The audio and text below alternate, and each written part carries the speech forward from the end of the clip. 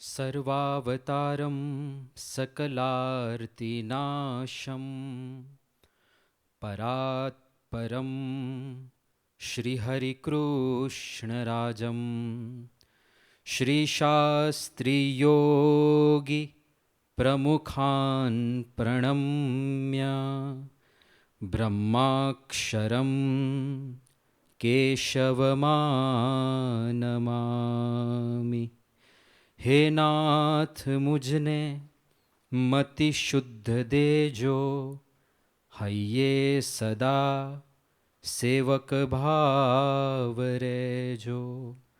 છો શબ્દ મારા પણ આપ કહેજો, રાજી થઈ અક્ષર ભાવ દેજો। શ્રી સ્વામિનારાયણ ભગવાનની જય, અક્ષર પુરુષોત્તમ મહારાજની જય, ગુણાતીતાનંદ સ્વામી મહારાજની જય, ભગતજી મહારાજની જય, શાસ્ત્રીજી મહારાજની જય, યોગીજી મહારાજની જય, પ્રમુખ સ્વામી મહારાજની જય, મહંત સ્વામી મહારાજની જય, પ્રમુખ સ્વામી મહારાજ શતાબ્દી મહોત્સવની જય। આજના વક્તવ્યનો વિષય છે યુવા માનસનો MRI। યુવાનોના માનસને સમજવા માટે પ્રયત્ન કરવાનો છે। યુવાન શબ્દ સાંભળીએ એટલે આપણા મનમાં કેવું ચિત્ર ઊભું થાય? એક એવી આકૃતિ આપણને દેખાય જેમાં જોશ હોય, જેમાં તરવરાટ હોય, ઉત્સાહ હોય, હિંમત હોય, આખી દુનિયાને કબજે કરી લેવાની સાહસ વૃત્તિ હોય, એવું એક ચિત્ર યુવાન શબ્દ સાંભળીએ એટલે તરત જ આપણા માનસપટ ઉપર ઉપજી આવે। આપણા વેદો અને ઉપનિષદોમાં જે વર્ણન આવે છે, સુખની મીમાંસા ત્યાં આગળ છે। તો સુખ, આમ તો સુખ એવી વસ્તુ છે, ખાસ કરીને પરમાત્માના સુખનું જ્યારે વર્ણન થાય છે ત્યારે એ તો અપરિમિત છે, એનું માપ કાઢી શકાય એવું નથી, અને લૌકિક સુખ સાથે એની કોઈ સરખામણી થઈ શકે એવું નથી। પણ ભગવાનનું સુખ સમજાવવા માટે રેફરન્સ લે છે લૌકિક સુખનો। તો ભગવાનનું સુખ કેવું છે? તો શરૂઆત કરે છે યુવા સ્યાત સાધુ યુવાધ્યાયક આશિષ્ટો દૃઢિષ્ટો બલિષ્ઠ। એક યુવાનની કલ્પના કરી છે જે કેવો છે? આશિષ્ઠ, સારી રીતે જમીને પચાવી શકે એવો, દૃઢિષ્ઠ, દ્રઢ છે, બલિષ્ઠ, બળવાન છે, માનસિક રીતે શારીરિક રીતે બંને રીતે। આવો જે યુવક હોય અને એને આખી પૃથ્વીનું રાજ્ય હોય, એ એક મનુષ્યનો આનંદ, એવી રીતે ત્યાંથી આનંદની મીમાંસા શરૂ કરે છે ઉપનિષદોની અંદર। પણ ત્યાં એક એવા યુવકની પરિકલ્પના છે જે દ્રઢ હોય, જેનું મનોબળ એકદમ દ્રઢ હોય, જે શરીરે કરીને શક્તિમાન હોય। અને જ્યારે આજના સમાજ ઉપર દ્રષ્ટિ કરીએ છીએ ત્યારે ઘણીવાર ચિંતા પણ થાય। અત્યારે તમે જુઓ તો લેખકો યુવાનો ઉપર અથવા તો યુવાન અવસ્થા ઉપર ખૂબ માછલા ધોતા હોય છે। એક આધુનિક લેખક એવું લખે છે કે યુવાનોનું આજે શું થવા બેઠું છે, બધાને ચિંતા થાય છે। તેઓ પોતાના વડીલોને માન આપતા નથી, મા બાપની આમાન્યમાં રહેતા નથી, કાયદાની પરવા કરતા નથી। તેઓ રસ્તે ચોકે તોફાન કરે છે, બળવો કરે છે, દુનિયા ઉથલાવવા નીકળ્યા છે। એમનામાં વિવેક નથી, ચારિત્ર નથી, એમનું ને આપણું હવે શું થશે? આ હમણાં કોઈ આધુનિક લેખકના શબ્દો છે। પણ યુવાનો માટે થતી આ ફરિયાદો પાછી આજકાલની નથી। આજથી 2700 વર્ષ પહેલાં ગ્રીસની અંદર હેસિયડ નામના એક બહુ પ્રખ્યાત કવિ થઈ ગયા, અને એમણે પોતાના કાવ્યની અંદર યુવાનો માટેની ફરિયાદ ઠાલવી છે। આજથી 2700 વર્ષ પહેલાં માણસ શું લખે છે, એનું ગુજરાતી ભાષાંતર હું વાંચું છું કે જો આપણા લોકો આજના ઉછાંછળા યુવાનો પર આધાર રાખશે તો મને ભવિષ્યની કોઈ આશા દેખાતી નથી। આજથી 2700 વર્ષ પહેલાં આ જ ફરિયાદો છે। કે યુવાનો ઉપર આશા રાખવા જેવું નથી, તો ભવિષ્ય ઉજ્જવળ નથી. કારણ કે આજના યુવાનો અતિશય વિચારહીન છે, તેઓ વધારે પડતા ઉચ્છૃંખલ છે, તેઓ વડીલોને આદર આપતા નથી, તેઓ અધીર અને અસંયમી છે. એટલે છેલ્લા 2700 વર્ષથી લોકો યુવાનોને કોસી રહ્યા છે. નથી એમને વડીલોની કાંઈ પડી, નથી એમને કાયદાની કાંઈ પડી, નથી એમને મર્યાદાની કાંઈ પડી. હવે અત્યારના યુવા સમાજ સામે જ્યારે આપણે જોઈએ ત્યારે આ ફરિયાદો ઘણે અંશે સાચી લાગે છે, ઘણે અંશે. ગઈકાલે ગુરુસ્મરણ સ્વામી અને હું અમે બંને મુંબઈથી અમદાવાદ આવ્યા બાય કાર. તો આવતા આવતા મોડું થઈ ગયું. અમદાવાદની અંદર અમારી ગાડીએ પ્રવેશ કર્યો ત્યારે લગભગ રાતના 1 વાગ્યા હતા. હવે રાતના 1 વાગે નોર્મલ રૂટીન એવું હોય કે બધા રસ્તાઓ ખાલી હોવા જોઈએ, કોઈ દેખાવું ના જોઈએ. અમે પ્રવેશ કર્યો આ બાજુ રિવરફ્રન્ટ તરફથી, એ રસ્તે અમે આવ્યા. પણ ઘણા બધા માણસો ત્યાં ટોળા વળી વળીને ઊભા હતા. રિવરફ્રન્ટ ઉપર જ લગભગ 8 થી 10 જુદી જુદી જગ્યાએ આવા ટોળા હશે. પછી આગળ આવ્યા, એક ચાની લારી હતી, ત્યાં 10-15 જણ બેઠા હતા. એક મેડિકલ સ્ટોર હતું, એની બહાર ખુરશી નાખીને 8-10 જણા બેઠા હતા. એક આમલેટની લારી હતી, ત્યાં 10-15 જણા બેઠા હતા. પછી આગળ નીકળ્યા તો ઘણી બધી દુકાનો જે ખુલ્લી હતી એની આજુબાજુ 4-5 જણ એવા ઘણા બધા, લગભગ 25 થી 30 આવા ટોળા નાના મોટા જોયા, જેમાં બધા માણસો ઊભા હતા. પણ આ 25 થી 30 ટોળામાંથી આ વિષય ઉપર ચિંતન કરવાનું હતું ને, એટલે કે આ દ્રષ્ટિકોણ મનમાં હતો. ખાલી એક જ ટોળું એવું હતું કે જેમાં બધા આધેડ વયના કે વડીલ માણસો હતા. બાકીના બધા ટોળામાં બધા યુવાનો હતા. રાત્રે 1 વાગે શું કામ છે રસ્તા ઉપર રખડવાનું? તો ઘણે અંશે આ ફરિયાદો સાચી લાગે છે ને, એટલા માટે યુવા માનસને અત્યારે સમજવાનો પ્રયાસ આપણે કરી રહ્યા છીએ. તો પહેલાં તો યુવાન અવસ્થા કેવી છે? યુવાન અવસ્થામાં એની બધી જ ઇન્દ્રિયોની શક્તિ પરાકાષ્ઠા ઉપર હોય. શ્રવણ શક્તિ જુઓ, સ્વાદ માણવાની શક્તિ જુઓ, સાંભળવાની શક્તિ જુઓ. પછી ધીરે ધીરે ઉંમર વધે એમ બધું ધીમે ધીમે ઘટતું જાય. ઘણા બધા એને જોવામાં તકલીફ પડવા માંડે, ઘણાને સાંભળવામાં તકલીફ પડવા માંડે, બહેરાશ આવી જાય.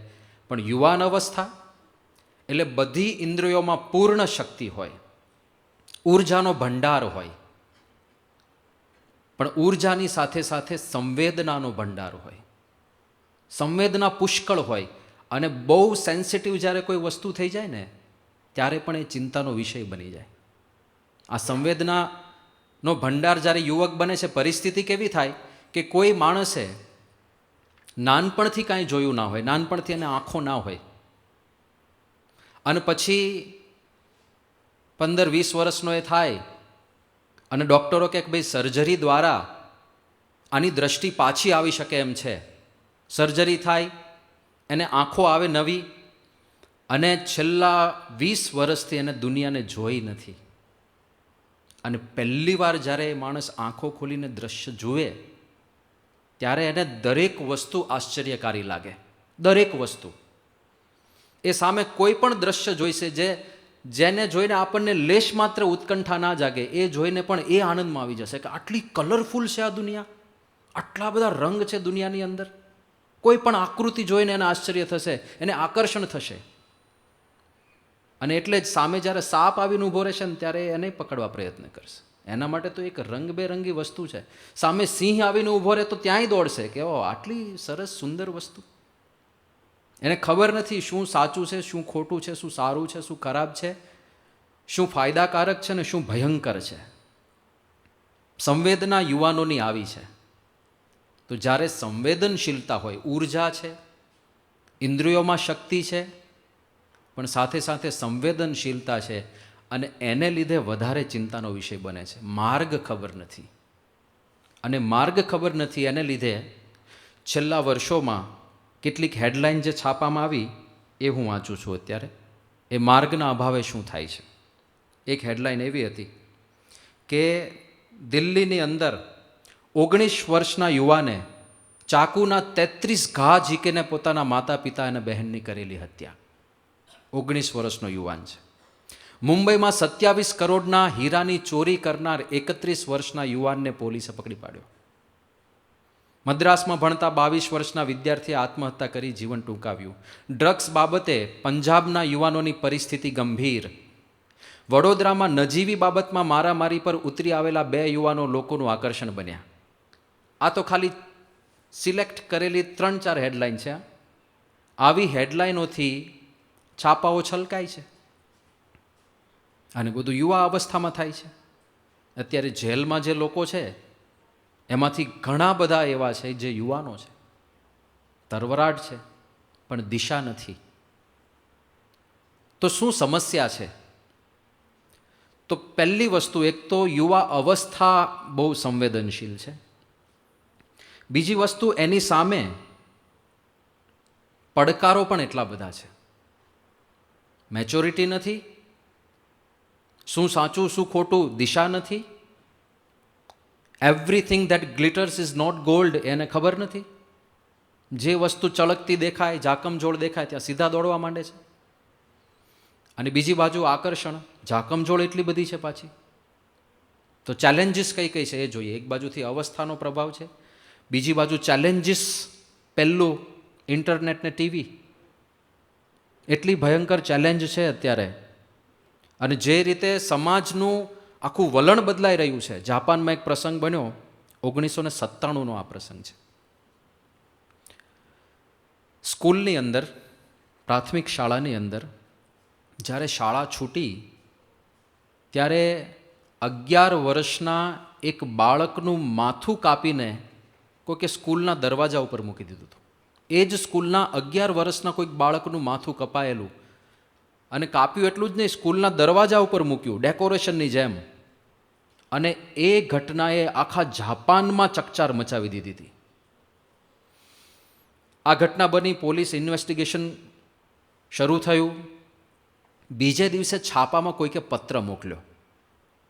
કોણે મોકલ્યો? તો જે માણસે પેલા બાળકનું માથું કાપ્યું હતું ને એણે પત્ર મોકલ્યો ન્યૂઝપેપરવાળાને કે હું જ્યારે બીજાને પીડામાં જોઉં છું ને ત્યારે મને શાંતિ મળે છે. અને પોતાની સિગ્નેચર કરી પાછી. છાપાવાળા શોધે, પોલીસ શોધે કે છે કોણ આ માણસ, તમે મને ક્યારેય નહીં પકડી શકો. આવા બધા વિધાનો મોકલીને એ લોકોને ખબર નહીં શું ડરાવવા માગતો હશે, ધમકાવવા માગતો હશે કે હજી તમે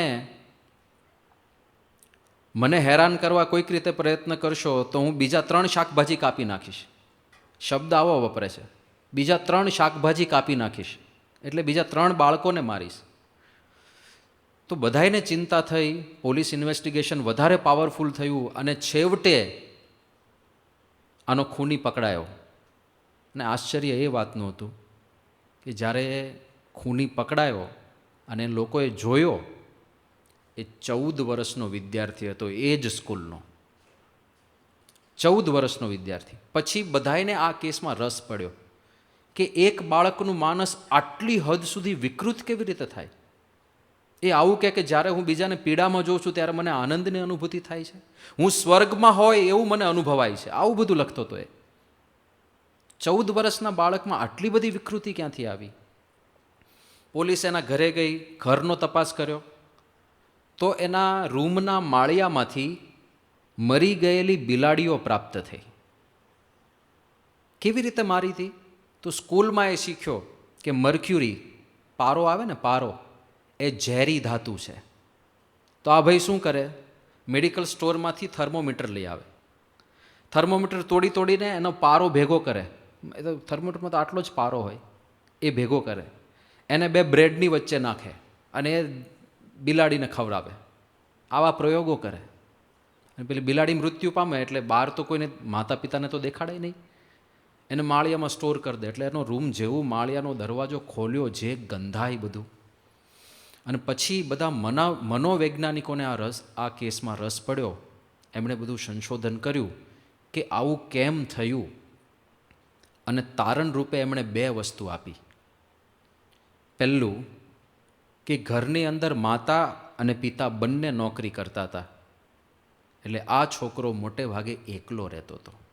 સ્કૂલ છૂટી જાય પછી 4-5 કલાક માતા પિતા તો જોબ ઉપર હોય, છોકરો ઘરે એકલો હોય.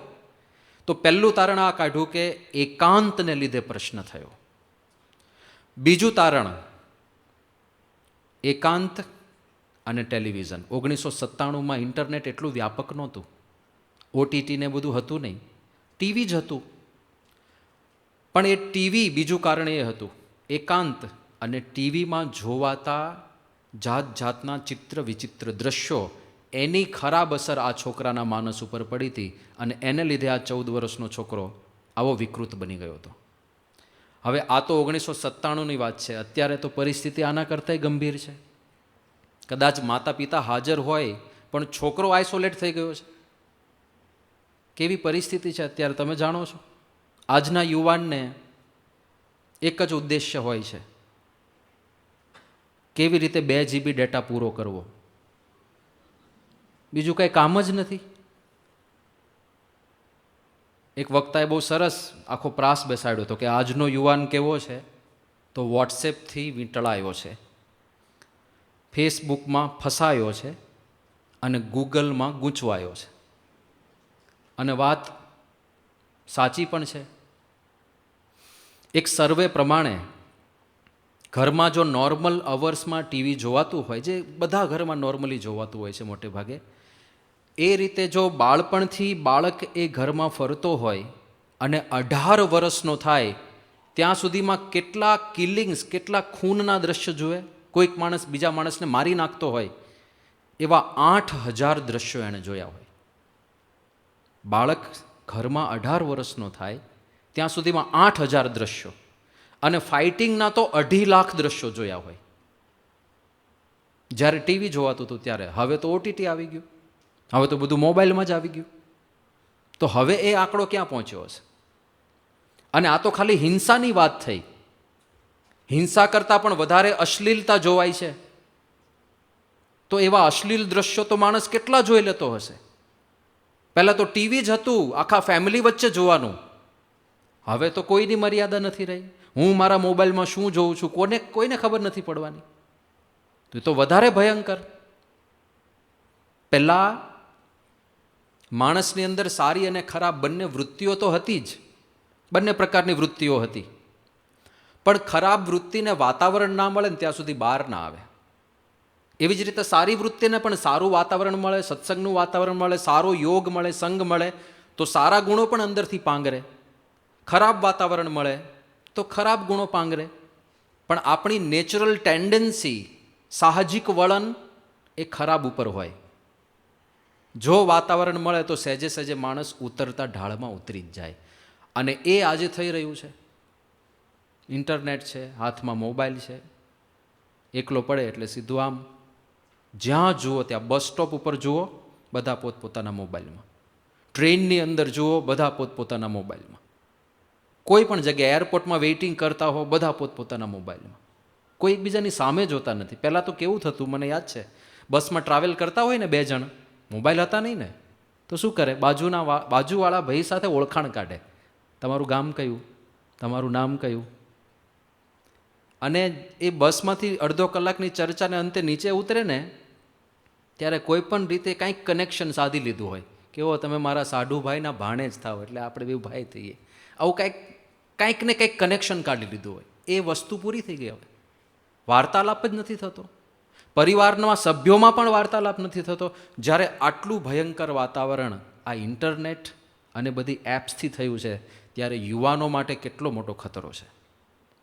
બીજું યુવાન અવસ્થા છે એટલે એ યુવાનોને લક્ષ્યમાં રાખીને સોશિયલ મીડિયા ઉપર કે આ ડિજિટલ પ્લેટફોર્મ ઉપર જે એપ્લિકેશન્સ બનાવવામાં આવે છે એ મોટો ખતરો છે. અને તો વ્યસન છે, કેટલું ભયંકર વ્યસન છે. પબજી નામની ગેમ ઘણા બધા યુવાનો પરિચિત હશે ને રમતા પણ હશે. પણ એ એડિક્શન જેવું બની જાય છે. દિલ્હીમાં એક 19 વર્ષનો છોકરો સ્કૂલ ને કોલેજ જવાના બાને એ 8-10 વિદ્યાર્થીઓ પબજી રમવા જાય.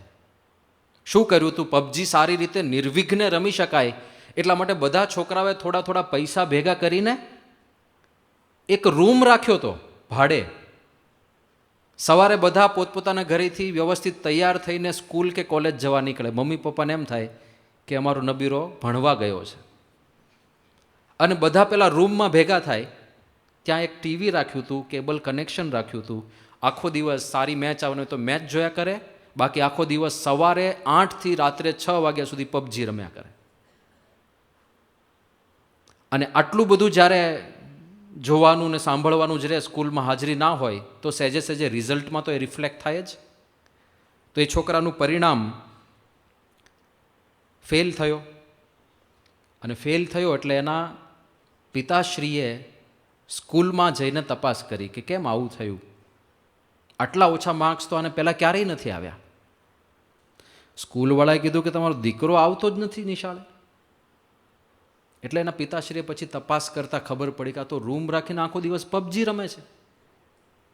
એટલે ઘરે જેવો એ છોકરો આવ્યો, પિતાશ્રીએ બરાબરનો એને ખખડાવ્યો. ત્યારે આ બાળક કશું ના બોલ્યો. યુવાન છે ને, 19 વર્ષનો, કશું ના બોલ્યો. ત્યારે સહન કરી લીધું, પણ મનમાં રાખ્યું કે પિતાને પાઠ ભણાવવો છે. પિતાને પાઠ ભણાવવા માટે અડધી રાત્રે લગભગ 2 વાગ્યાની આસપાસ એના પિતાના બેડરૂમમાં ગયો છરી લઈને, કે જો મારા પિતાજી મને પબજી ના રમવા દેતા હોય તો એમને જીવવાનો કોઈ અધિકાર નથી. 7 છરીના ઘા માર્યા. એમના પિતાશ્રી મૃત્યુ પામ્યા. પણ એ બૂમો પાડી એટલે એના માતૃશ્રી જાગી ગયા. એ દોડીને એને અટકાવવા આવ્યા તો માતૃશ્રીને પણ મારી નાખ્યા. 13 ઘા માર્યા માતાને. અને આ બધું અડધી રાત્રે ઘરમાં બૂમાબૂમ થાય એટલે એની નાની બહેન જાગી ગઈ. હવે એને મારવાનો કાંઈ ઈરાદો નહોતો, પણ પહેલે એ બધું જોઈ લીધું, એને પણ મારી નાખી. ટોટલ 33 છરીના ઘા આ 19 વર્ષના છોકરાએ માર્યા. અને હજુ વિકૃતિની હદ તો હવે આવે છે. અડધી રાત્રે આ બન્યું, પણ એને વેબ સિરીઝમાં જોયું હોય ને કે ખૂનના ઇલ્ઝામથી બચવું હોય તો એવિડન્સ પ્લાન્ટ કરવા પડે. એવો એક પ્લોટ રચવો જોઈએ કે હું નિર્દોષ છૂટી જાઉં. તો એણે બધી બોડીને બધું એવી રીતે ગોઠવ્યું, છરી ઉપરથી પોતાના ફિંગરપ્રિન્ટ્સ લૂછી લીધા, ઘરમાંથી અમુક વસ્તુઓ ગાયબ કરી નાખી, ચાદરો આમ તેમ કરી નાખી, અલમારીના દરવાજા ખોલી નાખ્યા, જેથી પોલીસ ઇન્વેસ્ટિગેશનની અંદર એવું સાબિત થાય કે આ ઘરમાં ચોર આવ્યા હતા અને ચોરી કરવા માટે થઈને આ 3 જણને એણે મારી નાખ્યા. આવો આખો પ્લોટ રચ્યો ઠંડે કલેજે. એને એના માતા પિતાની હત્યા કરવાનો લેશ માત્ર રંજ નહોતો. તો કેટલી હદ સુધી આ ડિસ્ટ્રેક્શન લોકોને માનસિક રીતે અસંતુલિત કરી દેતું હશે ઇન્ટરનેટ. બીજી બાજુથી આ લોકોએ એપ્લિકેશન એવી રીતે ડિઝાઇન કરી હોય, હેતુ એક જ હોય કે એકવાર જે આપણી એપમાં ઘૂસ્યો એ બહાર ના નીકળવો જોઈએ. અને એના માટે આખા મનોવૈજ્ઞાનિક રિસર્ચ થાય છે અને એમાંથી જે સિદ્ધાંતો નીકળે એ અપ્લાય કરવામાં આવે છે. એક દ્રષ્ટાંત આપું તમને. આપણી એક માનસિકતા છે. દાખલા તરીકે કોઈ પહેલાં છાપા વાંચતા, તો છાપામાં 8-10 પેજીસ હોય.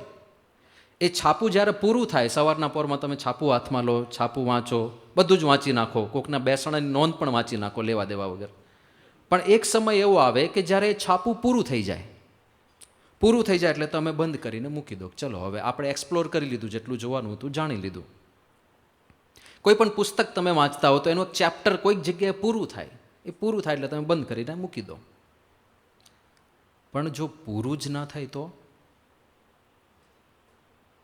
છાપું એવું હોય જે તમને 4 પેજનું જ દેખાય, પણ તમે અંદર ખોલો અને પેજ આવતા જ જાય, આવતા જ જાય, આવતા જ જાય. તો મેન્ટાલિટી એવી છે કે પૂરું થાય ત્યારે મૂકવાનું, પણ પૂરું જ ના થાય તો મૂકશે જ નહીં. આ એક મેન્ટાલિટીનો ઉપયોગ કર્યો. અને હવે તમે જુઓ, ઓનલાઈન જેટલા પણ ન્યૂઝપેપરવાળા છે એમાં તમે સ્ક્રોલ કરો તો નીચે નવા નવા ન્યૂઝ આવતા જ જાય, પૂરા જ ના થાય. 2-2 મહિના જૂના ન્યૂઝ આવીને ઊભા રહે, પણ એ પૂરા નહીં થાય. ટિકટોકવાળા વિડીયો સ્ક્રોલ કર્યા જ રાખે લોકો, પૂરું જ ના થાય. પૂરું ના થાય એટલે એને મૂકવાની ઈચ્છા ના થાય. યુટ્યુબમાં કંઈક બીજું શોધવાની ગયો હોય, કંઈક એને તો એજ્યુકેશનલ પર્પઝથી ઘણીવાર યુટ્યુબ ખોલ્યું હોય, પણ લિસ્ટ લાંબુ ત્યાં દેખાય અને એમાં ગૂંચવાય, અને એ ગૂંચવાયો એકવાર 4 કલાકે બહાર નીકળે ત્યારે ઓલે 4 વાગી ગયા, અને પછી યાદ કરવું પડે કે મેં યુટ્યુબ શેના માટે ખોલ્યું હતું, એ જ યાદ ના હોય, બીજું કેટલું જોઈ નાખ્યું હોય. એટલે એ બાજુ એપ બનાવવાવાળા આવું એક ઇન્ટેન્શન લઈને બેઠા છે કે આમાં એકવાર ઘૂસ્યો એ બહાર ના નીકળવો જોઈએ. અને એને પરિણામે પ્રશ્ન શું સર્જાય? સમયની ભયંકર બરબાદી. જે સમય યુવાનો રમતગમતમાં ફાળવતા હતા, ફિઝિકલ એક્સરસાઇઝ, એ સમય ગયો. ક્રિકેટ રમતા હતા, ક્રિકેટ રમવાની માત્રા ઘટવા માંડી છે. પહેલાંની રમતો પણ કેવી હતી, આઉટડોર ગેમ્સ હતી બધી, એ બધું બંધ થઈ ગયું. ક્રિકેટ રમવાનો સમય ગયો, એક્સરસાઇઝનો સમય ગયો, વાંચનનો સમય ગયો. સારું કોઈ વાંચતું નથી આજકાલ. જે પીરસાય છે એ જે સામે આવે વોટ્સએપમાં મેસેજ એ બધું વાંચી નાખે, કચરો હોય તો કચરો વાંચી નાખે. સિલેક્ટિવ રીડિંગ ગયું. અને એનાથી મોટી ભયંકર વાત, વાર્તાલાપ ગયો. પરિવારના સભ્યો એકબીજા સાથે બોલતા નથી. આ વાતાવરણની અંદર આજના યુવાનો સંપડાયા છે. એટલે પહેલી મોટી ચેલેન્જ ઇન્ટરનેટ અને આ બધી સિરિયલો, મૂવીઝ, ઓટીટી, એ મોટી ચેલેન્જ છે. ત્યાર પછીની ચેલેન્જ આજના જમાનામાં કોમ્પિટિશન અને કારકિર્દીની ચિંતા. હવે એક બાજુ આટલું મોટું ડિસ્ટ્રેક્શન છે ને બીજી બાજુ હવે એને ભણવાનું છે. કેવી રીતે ભણી શકે? મેન્ટાલિટી કેવી થઈ ગઈ સેન્સિટિવિટીને લીધે કે મોબાઈલમાં ટિંગ થાય ને એટલે જોવું જ પડે. આ બધાયની મેન્ટાલિટી છે ને અનુભવ બધાયનો. ટિંગ થાય એટલે મીટિંગ ચાલુ હોય, ગમે તે ચાલુ હોય, બીજી કોઈ પણ ક્રિયા આપણે કરતા હોય, ટિંગ થાય એટલે જોવું જ પડે. શું થયું? અને એને લીધે શું થાય? પેલો વાંચવા બેઠો છે તો ટિંગ ટિંગ તો થયા જ કરવાનું. અને જેટલી વાર એ નોટિફિકેશન આવે એટલી વાર મોબાઈલ જોવાનો, અને જો એ ચાલુ રહે તો વાંચી જ ના શકે યુવક. એકાગ્રતા છીનવી લીધી આણે. એટલે આવા સમયમાં હવે એને કારકિર્દી ઘડવાની છે, એને આગળ કરિયર બનાવવાનું છે, પણ ભણતો જ નથી માણસ, તો કેરિયર કેવી રીતે બને? બીજું, કારકિર્દીની ચિંતા. એક તો ભણવાનું મન લાગતું નથી, સામે કોમ્પિટિશન એટલી બધી છે. લોકો, ભારતમાં એક સમયે એજ્યુકેશનનું પ્રમાણ ઘણું ઓછું હતું. જાગૃતિ આવી, બહુ સારી વાત છે. જાગૃતિ આવી એટલે શું થયું કે એક સાથે બહુ મોટો માસ ભણતો થયો. એક સાથે બહુ મોટો માસ જ્યારે ભણે છે ત્યારે કોમ્પિટિશન એટલી બધી વધી ગઈ છે કે દરેકના મનમાં ચિંતા છે કે મારો ચાન્સ લાગશે કે નહીં, મને સફળતા મળશે કે નહીં, મારી નોકરી લાગશે કે નહીં, મારો પહેલો નંબર આવશે કે નહીં. એટલી બધી કોમ્પિટિશન વધી ગઈ. એટલે એ એક મોટી ચિંતા છે. બીજું, એક સાથે આટલા બધા લોકો જ્યારે ભણતા થયા ત્યારે સામે એક સાથે એટલી બધી નવી નોકરી થોડી ઊભી થાય, એવું તો થાય નહીં. એટલે એ પણ મોટો પ્રશ્ન છે.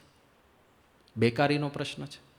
અને બેકારીનો પ્રશ્ન એટલા માટે છે કે આટલા મોટા માસમાં એન્જિનિયરો બહાર પડે છે, ગ્રેજ્યુએટ્સ બહાર પડે છે, સામે એવી નોકરી તો નથી. પણ પહેલાં કેવું હતું, માણસ ભણતો નહોતો ને તો નાનું કામ કરવા તૈયાર થઈ જાય કે ચાલો આપણે ભણ્યા નથી, આપણામાં કાંઈ આવડત નથી વિશેષ, તો જે પણ કામ મળે એ કામ કરી લઈશું આપણે. હવે કેવું થઈ ગયું કે હું તો મિકેનિકલ એન્જિનિયર, હું તો સોફ્ટવેર એન્જિનિયર, હું નાનું કામ ના કરું તો ન નાનું કામ કરે ન નોકરી મળે. શું કરે? 2 GB પૂરું કરે. એટલે આ એક મોટી સમસ્યા છે. ત્રીજી સમસ્યા છે વ્યસનોની. આજે વ્યસનોએ ભરડો લીધો છે ભારતના સમાજનો. ભયંકર ભયંકર. તમે જુઓ કે જે કેટલાક આંકડાઓ મારે દેખાડવા છે. જો આ એક પંજાબમાં એક સર્વે થયો. વચ્ચે તો આ વિષય બહુ ચગ્યો હતો કે પંજાબની એક આખી જનરેશન ડ્રગ્સમાં ગઈ, આખી જનરેશન. બહુ મોટી માત્રાની અંદર ત્યાં આગળ લોકો આ બધા ડ્રગ્સ આવે ને, ઇન્જેક્શનથી લેવાના હોય કે નાર્કોટિક્સ, એ બધા ડ્રગ્સ મોટી માત્રામાં લે છે. અને ગવર્મેન્ટનો સર્વે એવું કહે છે કે એ જે ડ્રગ્સ પંજાબમાં લેવાય છે એમાંથી 75% વ્યસનીઓ એ યુવાનો છે. એટલે આવી હેડલાઇન હતી ટાઈમ્સ ઓફ ઇન્ડિયાની કે how Punjab will lose a generation to drugs. આખી એક પેઢી ખલાસ થશે પંજાબની આ ડ્રગ્સમાં. પંજાબની આ હાલત છે એવું નથી, બીજા રાજ્યોમાં પણ આવી જ પરિસ્થિતિ છે. તમે હમણાં જોયું હશે કે ગુજરાતના સમુદ્ર કિનારેથી કેટલા કરોડનું ડ્રગ્સ પકડાયું. 2000 કરોડ, 1200 કરોડ, 1300 કરોડ ગુજરાતના કિનારે પકડાય છે. એટલે આપણા યુવાનો પણ કાંઈ બાકાત નથી. તો આ એક મોટી ચેલેન્જ છે સામે. તમાકુ, ખાલી તમાકુ જેવી વસ્તુ છે, ભારત દેશની અંદર 26.7 કરોડ લોકો તમાકુ કન્ઝ્યુમ કરે છે, કાં તો સિગરેટના રૂપે, કાં માવા રૂપે, કાં ગુટખા સ્વરૂપે, કોઈ પણ સ્વરૂપે. 26.7 કરોડ લોકો, એટલે 25% વસ્તી થઈ. આમ જુઓ તો 25% વસ્તી તમાકુ ખાય છે. અને સીધો સરવાળો મૂકો, રોજનું 40 રૂપિયાનું કદાચ ખાતા હોય માવો, કે મેં પૂછ્યું હતું એક બે લોકોને કે આમ નોર્મલી ખાતા હોય તો કેટલું ખાતા હોય, કે સામી કંઈ નક્કી જ ના હોય, 60, 70, 80. પણ આપણે એવરેજ 40ની ગણીએ કે રોજના 40 રૂપિયાનું વ્યસન કરતા હોય, 26 કરોડ, એટલે રોજના 1000 કરોડ રૂપિયાની તમાકુ ભારતવાસીઓ ખાય છે. આ તો ખાલી પૈસાની બરબાદી કહી. સ્વાસ્થ્યની બરબાદી. સુરતની અંદર જ્યારે પ્રમુખ સ્વામી મહારાજનો જન્મજયંતિ મહોત્સવ ઉજવાયો તો સ્વામી બાપાનું એક આ મોટું કાર્ય છે પ્રમુખ સ્વામી મહારાજનું, વ્યસન મુક્તિ. જે કોઈ પણ એમના સંપર્કમાં આવ્યા એમણે વ્યસનોથી મુક્ત કર્યા. તો આ એક શો બનાવવાનો હતો વ્યસન મુક્તિ ઉપર. અને આઈડિયા આવ્યો હતો કે પહેલાં એક સત્ય ઘટના આવે, અને પછી એવા લોકો કે જે વ્યસનને લીધે હેરાન થયા છે, જેને કેન્સર થયું છે, એવા લોકોના આપણે ઇન્ટરવ્યૂઝ મૂકીએ. અને એ લોકોના મુખે જ્યારે એમની પીડા અભિવ્યક્ત થશે ત્યારે લોકોને ખરેખર છોડવાની પ્રેરણા મળશે. આવા હેતુથી એવા લોકોનો ઇન્ટરવ્યૂ લેવાનું નક્કી કર્યું. અને પહેલાં તો એવું વિચાર્યું હતું કે મુંબઈની અંદર કેન્સર હોસ્પિટલ છે ત્યાં જઈએ, પણ ત્યાં આપણને પરમિશન ના મળી. એટલે અહીંયા અમદાવાદની કેન્સર હોસ્પિટલમાં ગયા, ત્યાં બધી પરમિશન ને બધું મળી ગયું. એટલે કેમેરાવાળાની ટીમ હતી, અમારે 5 કેમેરાવાળા હતા, સાઉન્ડ ને આ બધું ભેગું થઈને. એ બધા બહારના હતા જે પ્રોફેશનલ બધું શૂટિંગ કરતા હોય. અને સાથે 2 સંતો હતા. અને ત્યાં જઈને બધાને પૂછે પહેલાં તો કે તમે ઇન્ટરવ્યૂ આપવા તૈયાર થશો, અને તૈયાર થાય તો એની સાથે વાત કરે. અમુક જગ્યાએ બહેનો હોય તો પછી આપણા યુવકો જાય ને એ લોકો બધી વાત કરે ને એ લોકો ઇન્ટરવ્યૂ લે. પણ આ રીતે આખા ઇન્ટરવ્યૂઝ લીધા. એમાં એ લોકોને તો બોલવું હતું ઘણું બધું, કોઈ પૂછનાર નહોતું. અને હવે પૂછનાર મળ્યા તો એક જણ બોલતો હોય તો બાજુવાળા તૈયાર થાય, અમારે વાત કરવી છે. ત્યાં બાજુના બેડ પર પેલો પીડાતો હોય કે મારે વાત કરવી છે. કેટલા બધા લોકોએ વાત કરી. એક ભાઈએ કીધું હતું કે અમારે કેન્સર થયું, અમે વર્ષોથી અમારા દીકરાને ભણાવી ગણાવીને એન્જિનિયર બનાવવાનું સપનું સેવ્યું હતું, પણ અમારી પાસે આર્થિક એવી બધી સુવિધા નહોતી, એટલે અમે વર્ષોથી પૈસા જમા કરતા હતા જેથી અમારો દીકરો આગળ જતાં જ્યારે મેડિકલ કોલેજ કે એન્જિનિયરિંગ કોલેજમાં એને એડમિશન લેવાનું થાય ત્યારે અમે ખર્ચો કરીને એને ભણાવી શકીએ. એમાં મને આ કેન્સર થયું. જે કાંઈ બધું ભેગું કર્યું તો એ બધું આના દવામાં અને આના ખર્ચામાં, ઓપરેશનમાં બધું વપરાઈ ગયું. હવે અમારો દીકરો ભણશે કેવી રીતે એ અમને ચિંતા છે, મહેરબાની કરીને વ્યસન છોડી દો. આવું કેમેરા સામે. એક બેને કીધું કે અમારી દીકરી હતી, એટલે અમારી દીકરી છે અને એકની એક દીકરી છે, અમારું કોઈ સંતાન બીજું નથી. અને જ્યારે દીકરીના મા બાપ તરીકે અમારા મનમાં એક જ સ્વપ્ન હતું કે અમારી દીકરીને એવી રીતે પરણાવવી છે, આખા ગામની અંદર કોઈએ લગ્ન ના કર્યા હોય એવા લગ્ન કરવા છે. પણ મારા પતિને કેન્સર થયું અને અમારી બધી મૂડી એમના દવાના ખર્ચામાં વપરાઈ ગઈ. એટલે ખાલી પૈસાની બરબાદી એ તો છે જ, પણ ત્યાં જે અમુક દ્રશ્યો તો આપણે ફાઇનલ વિડીયોમાં દેખાડી નહોતા શક્યા, કારણ કે અહીંથી આમ મોઢું કાપી લીધું હોય, કોઈકનું આખું ગળું અહીંથી કાપી લીધું હોય, અહીંથી કાણા પાડીને પેલું જમાડવાની વ્યવસ્થા જે કરી હોય, એ બધા દ્રશ્યો એટલા ભયંકર હતા. તો જેવા એ કેન્સર હોસ્પિટલમાં શૂટિંગ કરીને બહાર નીકળતા હતા સંતો, તો જે 5 ક્રૂ મેમ્બર હતા ને પેલા કેમેરાવાળા, એ કોઈ સત્સંગી નહોતા, એ તો બહારના હતા. એમાંથી 3 જણ સિગરેટ પીતા હતા. એ ત્રણે સામેથી સંતોને કીધું, સ્વામીજી અમને પાણી આપો, આ ના કરાય. તો સ્વાસ્થ્યની બરબાદી થાય છે, પૈસાની બરબાદી થાય છે, અને એક વ્યક્તિ કુટુંબમાં બરબાદ થાય એટલે આખું કુટુંબ હેરાન થાય. દાખલા તરીકે પરિવારનો પાયો એક જ જણ હોય, જે એક જ વ્યક્તિ કમાતો હોય ને આખું ઘર એના આધારે ચાલતું હોય, એ વ્યક્તિ કેન્સરમાં ઉપડી ગયો, કોરોનામાં બધાને અનુભવ થયા, આખું ઘર રખડી પડે ને. તો વ્યસનોની મોટી ચેલેન્જ છે. હવે વ્યસન તો વ્યાપક સમસ્યા છે, અને યુવકો સાથે શું સંબંધ છે? તો એક સર્વે પ્રમાણે જે કોઈ પણ માણસ તમાકુ ખાવાની શરૂઆત કરે છે, સિગરેટ પીવાની શરૂઆત કરે છે, દારૂ પીવાની શરૂઆત કરે છે કે ડ્રગ્સ લેવાની શરૂઆત કરે છે, એ શરૂઆત 14થી 30 વર્ષની વચ્ચે થાય છે, યુવાન અવસ્થામાં થાય છે. અને શરૂઆત કેવી હોય છે? ખાલી લોભામણી. ફિલ્મમાં જોવે કે પેલો આમ સિગરેટ પીને મસ્ત સ્ટાઇલ મારે છે, આ ભાઈને થઈ જાય કે આમાં બહુ મજા આવતી હશે, આ કરવા જેવું છે. દેખાદેખી જ, બીજું કાંઈ નહીં. એના મિત્રો બધા જે રીતે ફરતા હોય એને આધારે જ બધું ચાલે. અને એની સાથે પિયર પ્રેશર, એ પણ એક મુદ્દો છે, એ પણ સેન્સિટિવ મુદ્દો છે.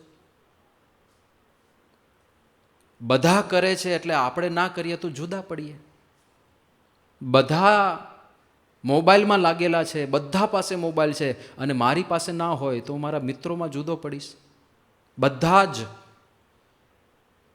વિડીયો ગેમ રમે છે ઓનલાઈન, બધા સ્કૂલમાં પબજીની ચર્ચા કરે છે, અને મને પબજી વિશે કાંઈ જ્ઞાન નહીં હોય તો હું મૂર્ખ દેખાઈશ. બધા વેબ સિરીઝની ચર્ચા કરે છે કે તમે પહેલી જોઈ તે પહેલી જોઈ, આની સ્ટોરી કેટલી સરસ છે, આમાં તો જોયું કેટલું સસ્પેન્સ છે. અને એ વાર્તાલાપમાં હું જોડાઈ શકતો નથી, કારણ કે હું બુદ્ધુ છું, કાંઈ જોતો નથી. એ લોકો સાથે મેચ થવા માટે એક સોફ્ટ પ્રેશર હોય છે મનમાં, અને એ પ્રેશરને લીધે માણસને ખબર હોય કે આ ખતરનાક છે, તો પણ એ રસ્તો એને પકડવો પડે છે. તો આ બધી ચેલેન્જીસ છે યુવાનોની સામે. ઉર્જા, સંવેદનશીલતા અને આટલા બધા વિઘ્નો. પ્રશ્ન એ છે કે આમાંથી બહાર કેવી રીતે નીકળી શકે યુવાન?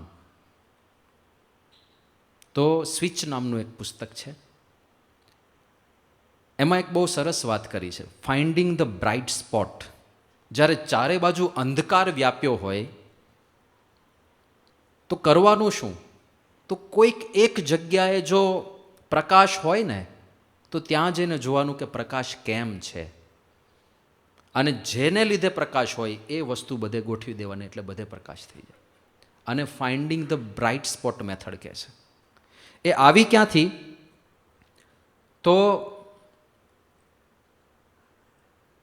અમેરિકાની અંદર સેવ ધ ચિલ્ડ્રન એવી એક સંસ્થા છે. આમ તો મૂળ યુકેથી શરૂ થઈ ને અત્યારે વિશ્વવ્યાપી છે. ભારતમાં પણ એની શાખા છે, સેવ ધ ચિલ્ડ્રન. હવે એ લોકોને ખબર પડી કે વિયેટનામની અંદર જે બાળકો છે એ બધા કુપોષણથી પીડાય છે, એટલે કે એમને પૂરતું પોષણ નથી મળતું. અને આ સંસ્થાનું કાર્ય જ આ હતું કે જ્યાં જ્યાં બાળકોને જે પ્રશ્ન હોય એ બધા પ્રશ્નોનું સમાધાન કરવાનું. એ લોકોને ભણવાનો પ્રશ્ન હોય તો ત્યાં આગળ સ્કૂલની વ્યવસ્થા કરવાની, એ લોકોને કુપોષણનો પ્રશ્ન હોય તો એ કરવાનું, અબ્યુઝનો પ્રશ્ન હોય તો ત્યાં સોલ્યુશન લાવવા પ્રયત્ન કરવાનો. વિયેટનામમાં એ લોકોને ખ્યાલ આવ્યો કે કુપોષણનો બહુ મોટો પ્રશ્ન છે. એટલે અમેરિકામાં આ સંસ્થાનો જે ડાયરેક્ટર હતો જેરી સ્ટર્નિન, એને આ લોકોએ વિયેટનામ મોકલ્યો. આ ભાઈ વિયેટનામ ગયા, ત્યાં જઈને એના ફોરેન મિનિસ્ટર હોય એને મળ્યા કે ભાઈ અમારે અહીંયા કેમ્પેન ચલાવવું છે, તમારા બાળકો કુપોષણથી પીડાય છે, એ લોકોને વ્યવસ્થિત જમવાનું મળતું નથી, કાં તો એમના શરીરમાં તંદુરસ્તી નથી, હૃષ્ટપુષ્ટ શરીર નથી, એ પ્રોબ્લેમનો અંત લાવવો છે કોઈ પણ રીતે. પહેલાં ફોરેન મિનિસ્ટરે કીધું કે તમે આવ્યા છો, વેલકમ, સ્વાગત છે તમારું, પણ તમારી હાજરી બધાને ગમશે નહીં, કારણ કે તમે બહારથી આવ્યા અમને સૂચન આપવા માટે કે તમારા બાળકો બરાબર નથી, એટલે અમે તો ગાંગા જેવા દેખાઈએ ને, કે આ લોકોને કાંઈ ખબર નહીં પડતી હોય કે તમારી હાજરી છે ને મિનિસ્ટ્રીમાં ઘણા બધા એને ખૂંચશે. એટલે હું તમને 6 મહિના આપું છું. 6 મહિનાની અંદર તમે કંઈક સોલ્યુશન દેખાડો તો પછી આગળ આપણે વિચારશું શું કરવું. હવે આ જેરી સ્ટર્નિન પાસે 6 મહિના હતા અને આ બાજુ કુપોષણ જે બાળકોમાં હતું એ તો આખા 250-300 ગામના ગામ હતા મોટા મોટા. હવે એણે બધું રિસર્ચ ચાલુ કર્યું. તો એક તો સેનિટેશનનો પ્રશ્ન હતો કે જે વિસ્તારની અંદર બધા ગામડાઓ હતા ત્યાં ગટર વ્યવસ્થા નહોતી, ત્યાં ચોખ્ખાઈ બાબતે જાગૃતિ નહોતી, ત્યાંના ખોરાકની અંદર પૂરતા પોષક તત્વો નહોતા. આ બધા પ્રશ્નો હતા. પછી મા બાપને ખબર નહોતી કે પોષક તત્વો જેવું કાંઈ હોય, કારણ કે બધા ગામડાના લોકો શું છે આ મેલ ન્યુટ્રિશન ને ન્યુટ્રિશન શું છે ને વિટામિન એ શું છે ને વિટામિન સી શું છે બધું ખબર ના હોય. તો કેટલું બધું કરવાનું હતું. મેડિકલ ફેસિલિટીઝ નહોતી, સારાઓ રસ્તાઓ નહોતા કે કોઈક બાળક બીમાર પડે તો તાત્કાલિક હોસ્પિટલ લઈ જવાય. પ્રશ્નોની આખી આમ જડી હતી. અને આ ભાઈએ પૂછ્યું કે અમારે કામ કરવું છે, અમને તમે બજેટ કેટલું આપશો, કેટલો ખર્ચો કરી શકીએ. આ લોકોએ કે અમે આના માટે કોઈ બજેટ ફાળવ્યું નથી. તો વગર બજેટે કામ કેવી રીતે કરવું? એમાંથી એને બ્રાઇટ સ્પોટ્સનો વિચાર આવ્યો. નિરાશ થઈ ગયો માણસ. આ જેરી સ્ટર્નિન એના ધર્મપત્ની અને નાના બાળક સાથે ત્યાં રહેવા ગયો હતો કે 6 મહિનામાં આપણે કંઈક મોટો ચેન્જ લાવી દઈશું. પણ પરિસ્થિતિ એટલી વિકરાળ હતી, કાંઈ કરી શકાય એવું નહોતું. પણ એક વસ્તુ એણે નોટિસ કરી કે આટલા બધા ગામડામાં બધા બાળકો દુબળા પાતળા અતંદુરસ્ત હતા, એની વચ્ચે વચ્ચે કોઈક ગામ એવા મળી જતા હતા જ્યાં એવી જ પરિસ્થિતિ હતી, જ્યાં સેનિટેશનનો પ્રશ્ન હતો, જ્યાં મેડિકલ ફેસિલિટીઝનો પ્રશ્ન હતો, જ્યાં પીવાનું પાણી શુદ્ધ નહોતું, જ્યાં ખોરાક પણ બીજા બધા ગામડા જેવો જ હતો, છતાંય બાળકો એકદમ હટ્ટાકટ્ટા તંદુરસ્ત હતા. આણે વિચાર એવો કર્યો કે એ જ ખોરાક, એ જ પાણી, એ જ જમીન, એ જ ગટર વગરના ગામ, છતાં આ બાળકો તંદુરસ્ત કેમ છે? રિસર્ચ કર્યું બરાબર, તો બધું એનું એ હતું. એક જ જગ્યાએ ફેર હતો ખાલી, કે જે બાળકો કુપોષણથી પીડાતા હતા એમની માતા એમને રોજ 700 ગ્રામ જમવાનું આપતી હતી આખા દિવસમાં, પણ 2 ટાઈમમાં, એટલે 350 ગ્રામ. આ બાજુ જે બાળકો હટ્ટાકટ્ટા ને તંદુરસ્ત હતા એની માતા પણ એને આખા દિવસમાં 700 ગ્રામ જ જમવાનું આપતી હતી, પણ 4 વિભાગમાં. સામે 2 જ વિભાગમાં ફેમિલી 2 ટાઈમ જ્યારે જમે ત્યારે ભેગા ભેગા બાળકો જમી લેતા હતા. આ બાજુ પરંપરા આખી જુદી હતી. બાળકોને 4 વખત ભોજન જમાડવામાં આવતું હતું, પણ થોડું થોડું. આખા દિવસનો ટોટલ તો 700 ગ્રામ જ થતો હતો. પ્રશ્ન એ હતો કે બાળકની કેપેસિટી એક સાથે 350 ગ્રામ ભોજન પચાવવાની હતી નહીં, અને માતા એને 350 ગ્રામ આપી દેતી હતી. એ જ્યારે 4 વિભાગમાં વહેંચવામાં આવે ને ત્યારે થોડું થોડું બાળક 4 વખત પચાવી લે અને એનું શરીર હુષ્ટપુષ્ટ થઈ જાય. આટલું જ કરવાનું હતું. કરવાનું શું? કેમ્પેઇન ચલાવ્યા, ગામો ગામ બધા માતા પિતાને ભેગા કર્યા, સમૂહમાં બધા ભેગા થાય એટલે શીખવાડે કે કેવી રીતે ભોજન બનાવવાનું. હાથ ધોવાના ભોજન બનાવતા પહેલાં આ રીતનું ભોજન બનાવવાનું. તમે ભાત અને બધું ખાઓ છો એમાં આટલી વસ્તુ ઉમેર્યું તો પોષક તત્વો વધી જાય, અને તમારા બાળકને તમે જે 2 ટાઈમ જમાડો છો એની બદલે 4 વખત જમાડવાનું. તો 60થી 80% જેટલો આ કુપોષણનો પ્રશ્ન હલ થઈ ગયો. કાંઈ જ નહોતું કરવાનું. જે જમાડતા હતા એના 4 ભાગ કરવાના હતા ખાલી. તો ઘણીવાર બ્રાઇટ સ્પોટથી ખબર પડે કે પ્રોબ્લેમનું સોલ્યુશન શું છે. હવે આ બાજુ આ યુવાનોનો જે પ્રશ્ન છે એમાં અંધકાર જ વધારે દેખાય છે ને આપણને. બ્રાઇટ સ્પોટ્સ છે, હા ઘણા બધા છે, અનેક બ્રાઇટ સ્પોટ્સ છે. ખાલી તમે સારંગપુર આવો તો જ્યાં ત્યાં તમને લાઇટો લાગેલી દેખાય. આ બાજુ સંત તાલીમ કેન્દ્ર છે, એમાં બધા સાધુ બનવા આવે છે. બધા કોણ હોય છે? 21થી 26 વર્ષના યુવાનો હોય છે. બ્રાઇટ સ્પોટ જ છે ને. એનાથી સહેજ તમે આગળ જાઓ તો સંસ્કૃત મહાવિદ્યાલય આવશે. એમાં 70 જેટલા યુવકો સંસ્કૃત ભણે છે. કોલેજ છે એ બધા યુવાનો જ છે ને. ત્યાંથી આગળ જઈને લેફ્ટ સાઈડ જાઓ, ત્યાં યુવા તાલીમ કેન્દ્ર આવે છે, જેમાં દર વર્ષે 350 જેટલા યુવકો 6 મહિના તાલીમ લેવા આવે છે. મોબાઈલનો ત્યાગ કરીને, ઘર પરિવારનો ત્યાગ કરીને, મોજ મજાનો ત્યાગ કરીને 6 મહિનાની તાલીમ, એ પાછી આધ્યાત્મિક તાલીમ. આ બધા બ્રાઇટ સ્પોટ્સ છે. તો બ્રાઇટ સ્પોટ્સમાંથી સમજવા શું મળે છે? કેટલાક સિદ્ધાંતો આવે ને, જેમ આ લોકોએ આ ગામમાં જોયું કે ભાઈ આ બાળકો બધા એકદમ હૃષ્ટપુષ્ટ છે, કારણ શું છે? તો આ બાજુ બધા યુવાનો કોઈ સોશિયલ મીડિયામાં નથી જતા, એને બદલે ટ્રેનિંગ લેવા આવે છે. કોઈ ટીવી સિનેમામાં નથી જતા, એને બદલે સંસ્કૃત ભણવા આવે છે. કયા સિદ્ધાંતો છે જે અપનાવીએ તો યુવા પેઢીની રક્ષા થાય? પહેલો સિદ્ધાંત છે પર્પઝ.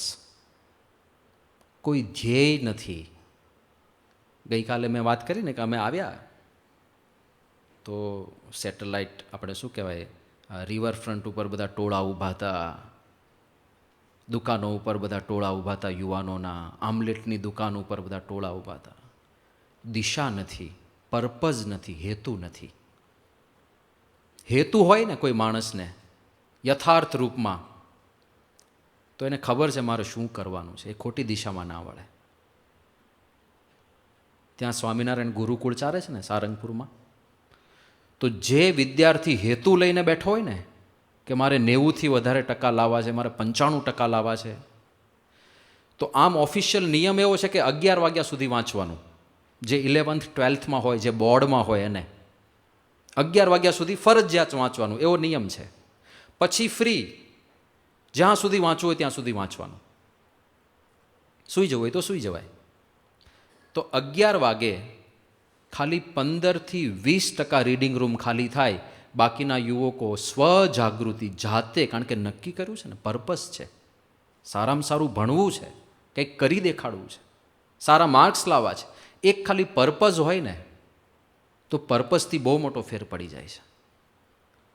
મહંત સ્વામી મહારાજને એક વખત પૂછવામાં આવ્યું હતું, જ્યારે વાત કરીને વચનામૃત અને યુવાનો એ વિષય ઉપર રિસર્ચ ચાલતું હતું, તો મહંત સ્વામી મહારાજને પૂછ્યું કે વચનામૃતમાં તો ઘણા બધા વિષયો છે, પ્રાપ્તિની વાત છે, રાજીપાની વાત છે, વૈરાગ્યની વાત છે, નિયમ ધર્મની વાત છે, સાંખ્ય વિચારની વાત છે, સંગ કુસંગની વાતો છે.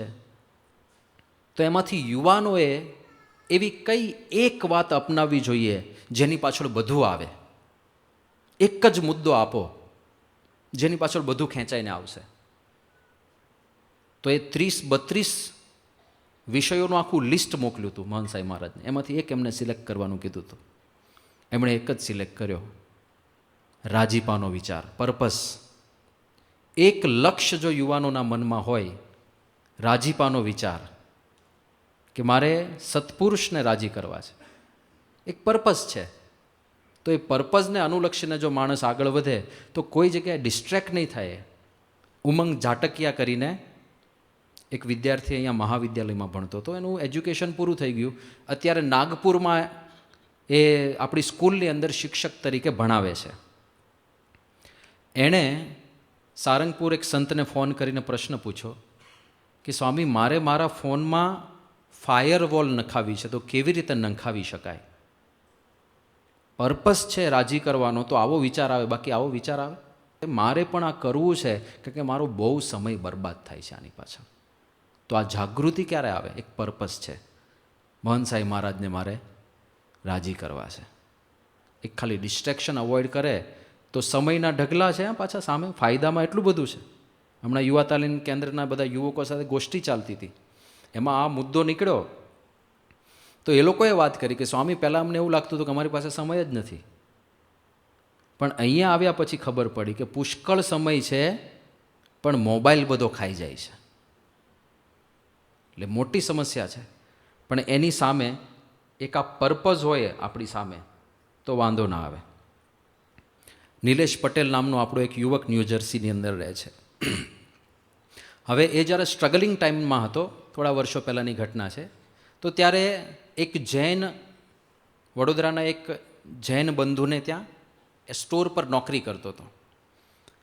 અને અમેરિકામાં જે નાના મોટા સ્ટોર હોય એમાં મોટે ભાગે બધી વસ્તુઓ, બધી જીવન જરૂરિયાતની નાની ને મોટી ખાવા પીવાની મળતી હોય, કોલ્ડ ડ્રિંક્સ મળતા હોય, છાપા પણ ત્યાં જ મળતા હોય, અને સાથે સાથે લોટરીની ટિકિટો પણ મળતી હોય. અને લોટરી લોકો બહુ ખરીદતા હોય. $5-10 લોટરી આવે, રોજ એકવાર ભવિષ્ય નસીબ ટ્રાય કરવાની બધાની ઈચ્છા થઈ જાય. તો આ નિલેશ ત્યાં આગળ દુકાન સંભાળવા માટે ઊભો રહેતો હતો. એક અમેરિકન લેડી, લગભગ 65-70 વર્ષની ઉંમરના, એ રોજ આવે, છાપું લઈ જાય અને એકાદી લોટરીની ટિકિટ લઈ જાય. અને પછી 2-3 દિવસ થાય એટલે ટિકિટો આપે કે જરા ચેક કરને, એ કંઈ લાગી છે કે નહીં, એ કંઈ લાગી છે કે નહીં, એ કંઈ લાગી છે કે નહીં. એક દિવસે અમેરિકન લેડી આવ્યા, છાપું લીધું અને જે કાંઈ 2-3 ટિકિટો હતી એ ટિકિટો આપી કે જરા આ ચેક કરને, મને લોટરી લાગી છે કે નહીં.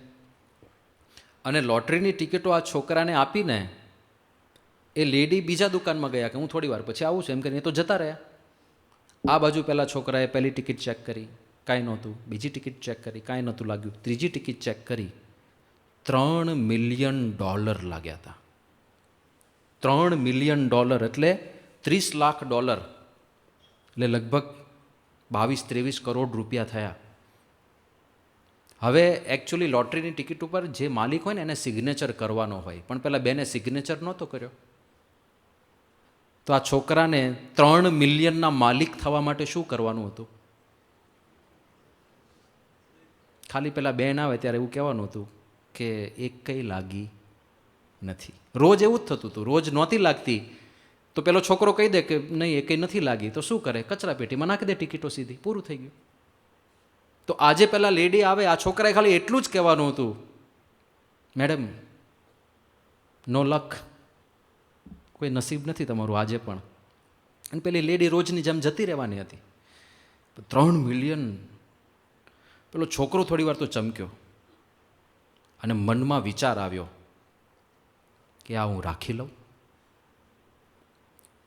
પણ એણે પછી પ્રમુખ સ્વામી મહારાજને પત્ર લખેલો કે સ્વામી, જેવો મને વિચાર આવ્યો મનમાં કે હું રાખી લઉં, અને તરત જ તમારી છબી મને દેખાય નજર સામે. અને એ છબી જોતાં મને વિચાર આવ્યો કે આ પુરુષ રાજી નહીં થાય જો આ લોટરી રાખી રહીશ, એટલે મારે ના રખાય. અને પછી તરત જ પેલા લેડી આવ્યા, મેં એમને કીધું, સારા સમાચાર આપ્યા કે તમે $3 મિલિયન લાગ્યા છે. એને મનાયું નહીં, એ ખોટું બોલે છે, તું મજાક કરે છે. અરે મજાક નથી, ખરેખર લાગ્યા છે. તો બીજા 2 કસ્ટમર હતા, એને બોલાયા દુકાનમાંથી, જો ભાઈ લાગ્યા છે કે નહીં. પેલા બધા કે હા લાગ્યા છે, કોંગ્રેચ્યુલેશન્સ. ત્યારે તો પેલા બેનને મનાયું, $3 મિલિયન લાગ્યા, બહુ મોટો આંકડો કહેવાય. પણ પછી આ નિલેશ પત્ર લખે છે બાપાને કે બાપા, આવી બધી ઘટના તો બની, પણ મારે તમારી પાસેથી આશીર્વાદ એવા જોઈએ છે કે મને એક ક્ષણ માટે જે વિચાર આવી ગયો કે આ હું રાખી લઉં, એ વિચાર પણ ભવિષ્યમાં મને ન આવે, એવા મને આશીર્વાદ આપો. એક પર્પઝ સામે છે ને, એક લક્ષ્ય નક્કી કરીને બેઠા છે, સત્પુરુષને રાજી કરવા છે, તો કોઈ આટલું મોટું પ્રલોભન જે માણસને આકર્ષી ના શકતું હોય, એને નાના મોટા પ્રલોભન તો ક્યાંથી આકર્ષી શકે? એટલે પહેલું સમાધાન આપણને આ દેખાય છે. બીજું એ દેખાય છે કે જાગૃતિનો અભાવ છે, અવેરનેસ નથી. જ્ઞાન છે, ખબર છે સોશિયલ મીડિયા ખતરનાક છે, ખબર છે ટાઈમ બગડે છે, ખબર છે દિવસના અંતે કાંઈ મળતું નથી, 4 કલાક જતા રહ્યા, પણ હાથમાં શું આવ્યું? કાંઈ નહીં. જ્ઞાન બધું છે, પણ જાગૃતિ નથી, અવેરનેસ નથી, કંટ્રોલ નથી રહેતો. તો એનું શું સમાધાન છે? કૃષ્ણ ભગવાન, જ્ઞાની પણ પ્રકૃતિ સરખું આચરણ કરે છે. ખબર હોય તોય સ્વભાવને લીધે લેવાઈ જવાય. તો શ્રીજી મહારાજને પરમહંસોએ આ પ્રશ્ન પૂછ્યો છે કે આ પ્રકૃતિ સરખું આચરણ થઈ જાય છે, એમાંથી પાછું કેવી રીતે વળાય? મધ્યનું 37મું વચનામૃત. તો ત્યારે શ્રીજી મહારાજ શું વાત કરે છે કે પછી મુનિ મંડળ તેણે વિચારીને જોયું, પણ શ્રીજી મહારાજના પ્રશ્નનો ઉત્તર નથી થયો. મહારાજે પોતે જ પ્રશ્ન ઉપાડ્યો છે. પછી મહારાજ જવાબ આપે છે કે એનો ઉત્તર એમ છે, જે એ સ્વભાવ મૂક્યા સારું જે સત્પુરુષ ઉપદેશ કરતા હોય તેના વચનને વિશે અતિશય વિશ્વાસ હોય, અને ઉપદેશના કરનારાની ઉપર સાંભળનારાને અતિશય પ્રીતિ હોય, અને ઉપદેશનો કરનારો હોય તે ગમે તેવા દુખવીને કઠણ વચન કહે તો પણ તેને હિતકારી જ માનતો જાય, તો સ્વાભાવિક જે પ્રકૃતિ છે તે પણ નાશ થઈ જાય છે. એની વિના બીજો કોઈ ઉપાય નથી. એક બહુ અદ્ભુત સમાધાન શ્રીજી મહારાજ આપે છે. પ્રશ્ન એ છે, આ યુવાનો પાછા વળશે આ વાતાવરણમાંથી? એ પોતાની જાત ઉપર સંયમ સાધી શકશે? શું કોઈ આશાની કિરણ છે? હા છે. શું? કે કોઈક એક સત્પુરુષમાં પહેલાં તો એને હેત હોવું જોઈએ. હેત હોય તો એની વાત મનાય, આટલું જ છે. હવે આ દુનિયાના બધા માણસોને તો ક્યાં સત્પુરુષ આપવા જઈએ, અને એમ કંઈ માની લેવા નથી, પણ એક સાચા માર્ગદર્શક જોઈએ જેમાં એને પ્રીતિ હોય. લવ એન્ડ ગાઈડન્સ આ પહેલો ઉપાય છે. લવ એટલે યુવાનોને પ્રેમ નહીં, યુવાનોને એના પ્રત્યે પ્રેમ હોવો જોઈએ. એટલા માટે જ આપણા ચાણક્ય નીતિમાં ચાણક્યજીએ શું કીધું? પ્રાપ્તે તું 16 વર્ષે પુત્રમ મિત્રવદાચરેત. માતા પિતા માટે છે કે જ્યારે 16 વર્ષનું સંતાન થાય ત્યારે દીકરાને મિત્રની જેમ રાખવો. કારણ કે 16 વર્ષ પહેલાં તો ટપારતા હોય, ઉપદેશ આપાપ કરતા હોય, આમ કરાય આમ ના કરાય. 16 વર્ષ પછી હા, એને પ્રેમની જરૂર તો એટલી જ છે, પણ નાના 10 વર્ષના બાળકને જેમ પેલા કાકલું હાલુ લુલુ લીલું લુલુ પીલું લુલુ કરે, એમ પછી 16 વર્ષના છોકરો ઘરે આવે તો હાય આવી ગઈ એવું ના કરાય. પ્રેમ તો એટલો જ રહે છે, પણ એની અભિવ્યક્તિ હવે બદલવાની છે. હવે મિત્રની જેમ પ્રેમ આપો. મિત્ર સહારો આપે, મિત્ર સુખ દુઃખમાં સાથ આપે. મિત્ર એમ કે don't worry, I have your back, હું તારી સાથે જ છું, નો મેટર વોટ. તો હવે માતા પિતાએ એ બનવાનું છે, કેમ? જેથી દીકરાને માતા પિતામાં એ રિસ્પેક્ટ અને હેત જળવાઈ રહે અને સમયે એની સલાહ માને. મહારાજે અહીંયા એ કીધું કે જ્યારે હેત હોય તો એનું માર્ગદર્શન મનાશે, અને માર્ગદર્શન મનાય તો યુવકો પાછા પણ વળે છે. હેતુ હોય તો પાછા વળે જ. ફ્રાન્સનો એક યુવાન અમિત ભાવસાર સ્વામિનારાયણ પ્રકાશની અંદર એને સ્વહસ્તે પોતાનો પ્રસંગ લખેલો. એણે લખ્યું હતું કે હું 13-14 વર્ષનો હતો ત્યારથી ગાંજો પીતો થઈ ગયો હતો. સત્સંગનો કોઈ યોગ નહોતો. 13-14 વર્ષની ઉંમરે આ માણસ ગાંજો પીતો થઈ ગયો. સિગરેટ તો કે હું જ્યારથી સમજનો થયો ત્યારથી સિગરેટ પીઉં છું, એટલે જ્યારથી એને સ્મરણ છે ત્યારથી. એના ભાઈબંધો બધા ફ્રેન્ચ, અને એ બધા પણ આવા કૃત્યોમાં સંડોવાયેલા. એટલે આ બધા ભેગા થઈને ગાંજો પીવે તો ખરા, ગાંજાની હેરાફેરી કરે. પૈસા ખૂટી જાય તો ગમે તેના ઘરમાં જઈને, ત્યાં સેફટી બહુ ઓછી હોય, લોકોને વિશ્વાસ બહુ કે આપણા ઘરમાં કાંઈ નથી થવાનું, એટલે કાંઈ નહીં, ખાલી પેલા ઘરનો કાચ તોડીને અંદરથી લોક ખોલ નાખે, અંદર જતા રહે. પેલા બધા નોકરી પર હોય, આ લોકો આખો દિવસ ત્યાં જલસા કરી નીકળી જાય. ગમે તેના ઘરમાં જતા રહે, ગમે તે વસ્તુ ચોરીને જતા રહે. ખાલી ફન માટે, ખાલી આનંદ કરવા માટે તો લોકોના પર્સને બધું લૂંટીને જતા રહે. ખાલી ચેલેન્જ, શરત નાખી હોય કે ભાઈ તું આ પર્સ તું ચોરી શકે? કે હા, તું હું ના ચોરી શકું. ના ના, હું ચોરી દઉં, બોલ. હા તો ચોરી દે. એવી રીતે ચોરી કરી નાખે. ઘણીવાર ગાંજાની હેરાફેરીમાં પોલીસ સાથે પણ ટકરામણ થાય. આ લોકો ગન રાખે, પોલીસ સાથે ફાયરિંગ થયેલું, કેટલી વાર જેલમાં ગયેલો. પાછા ગાંજાની હેરાફેરી હોય એટલે બધી ગેંગ હોય જુદી જુદી, એક જ ગેંગ બધું ના કરતી હોય. અંદર અંદર ગેંગ વોર પણ થાય, એમાં પણ ફાયરિંગ થાય, એમાં પણ આ માણસે ભાગ લીધેલો. એટલે ગેંગસ્ટર જેવો માણસ.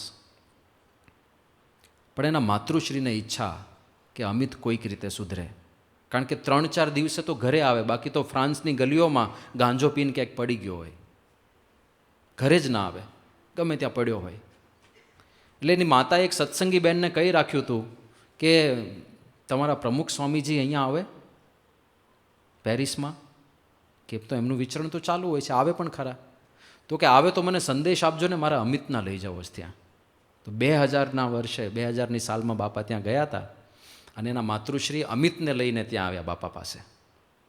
હવે ત્યાં પેરિસમાં તો આપણું મંદિર ત્યારે નહોતું, અત્યારે બની રહ્યું છે.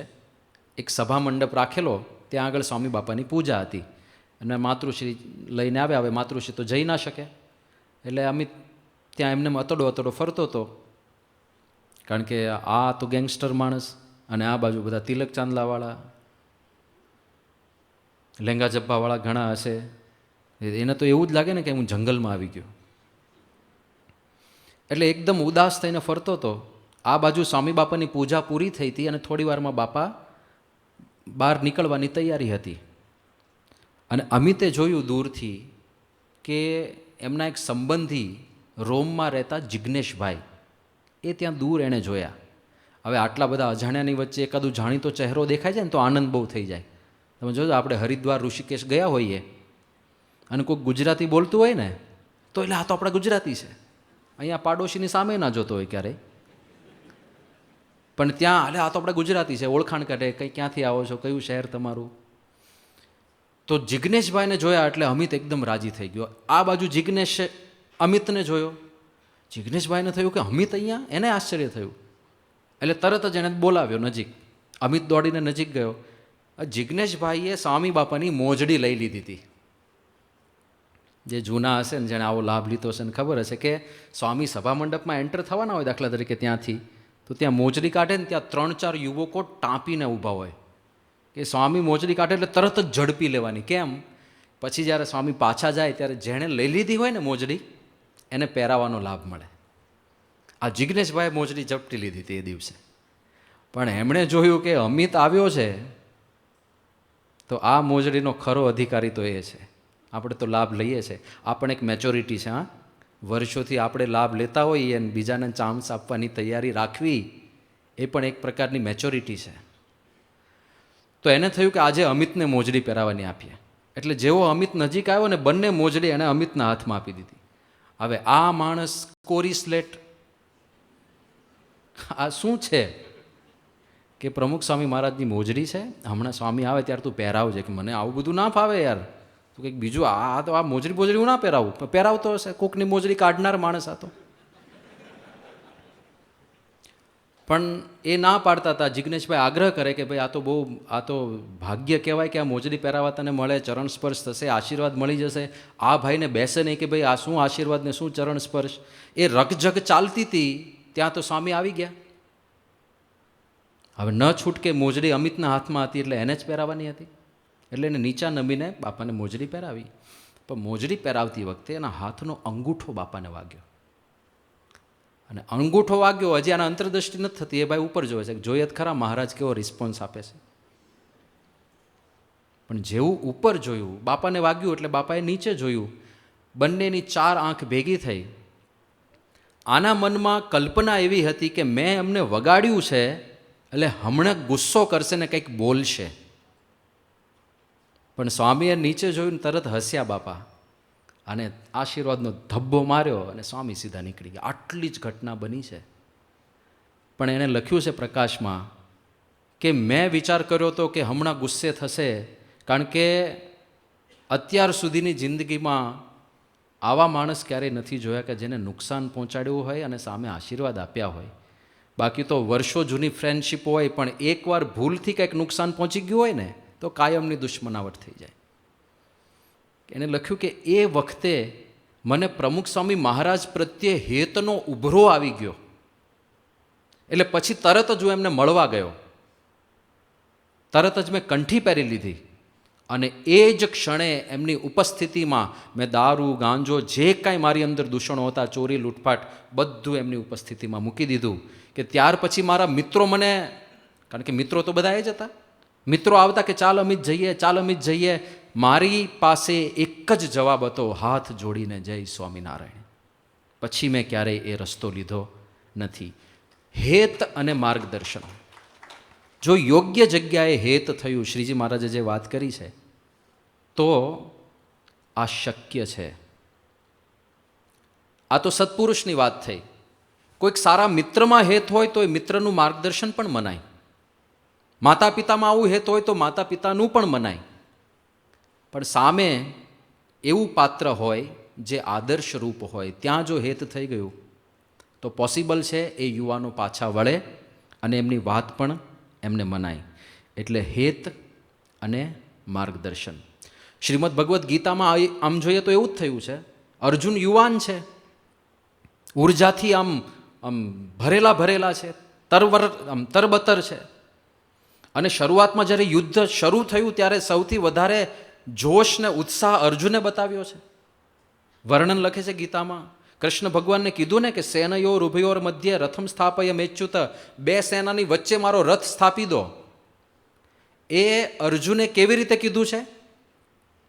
ધનુરુદ્યમ્ય, ધનુષ ઊંચું કરીને તો કીધું છે. કેટલો ઉત્સાહ હશે! 2 સેનાની વચ્ચે રથ લઈ લો. ધનુષ આગળ કરીને.